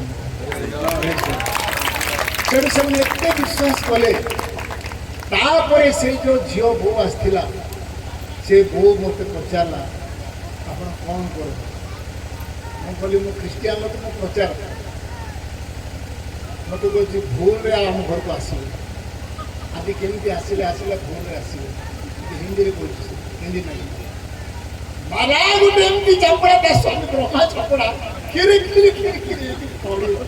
ଆରେ ତୋ ଆଗରେ ତୋ ଶ୍ୱଶୁର ଏ ଅବସ୍ଥା ଥିଲା, ଆଜ୍ଞାଙ୍କୁ ଡାକିଲୁ, କେମିତି ଅବସ୍ଥାରେ ଥିଲା ସିଏ, କେମିତି ଅବସ୍ଥାରେ ସେ ବର୍ତ୍ତମାନ ଅଛି, ତାକୁ ତୁମେ କହୁଛ ଭୁଲରେ ଆମ ଘରକୁ ଆସିବନି।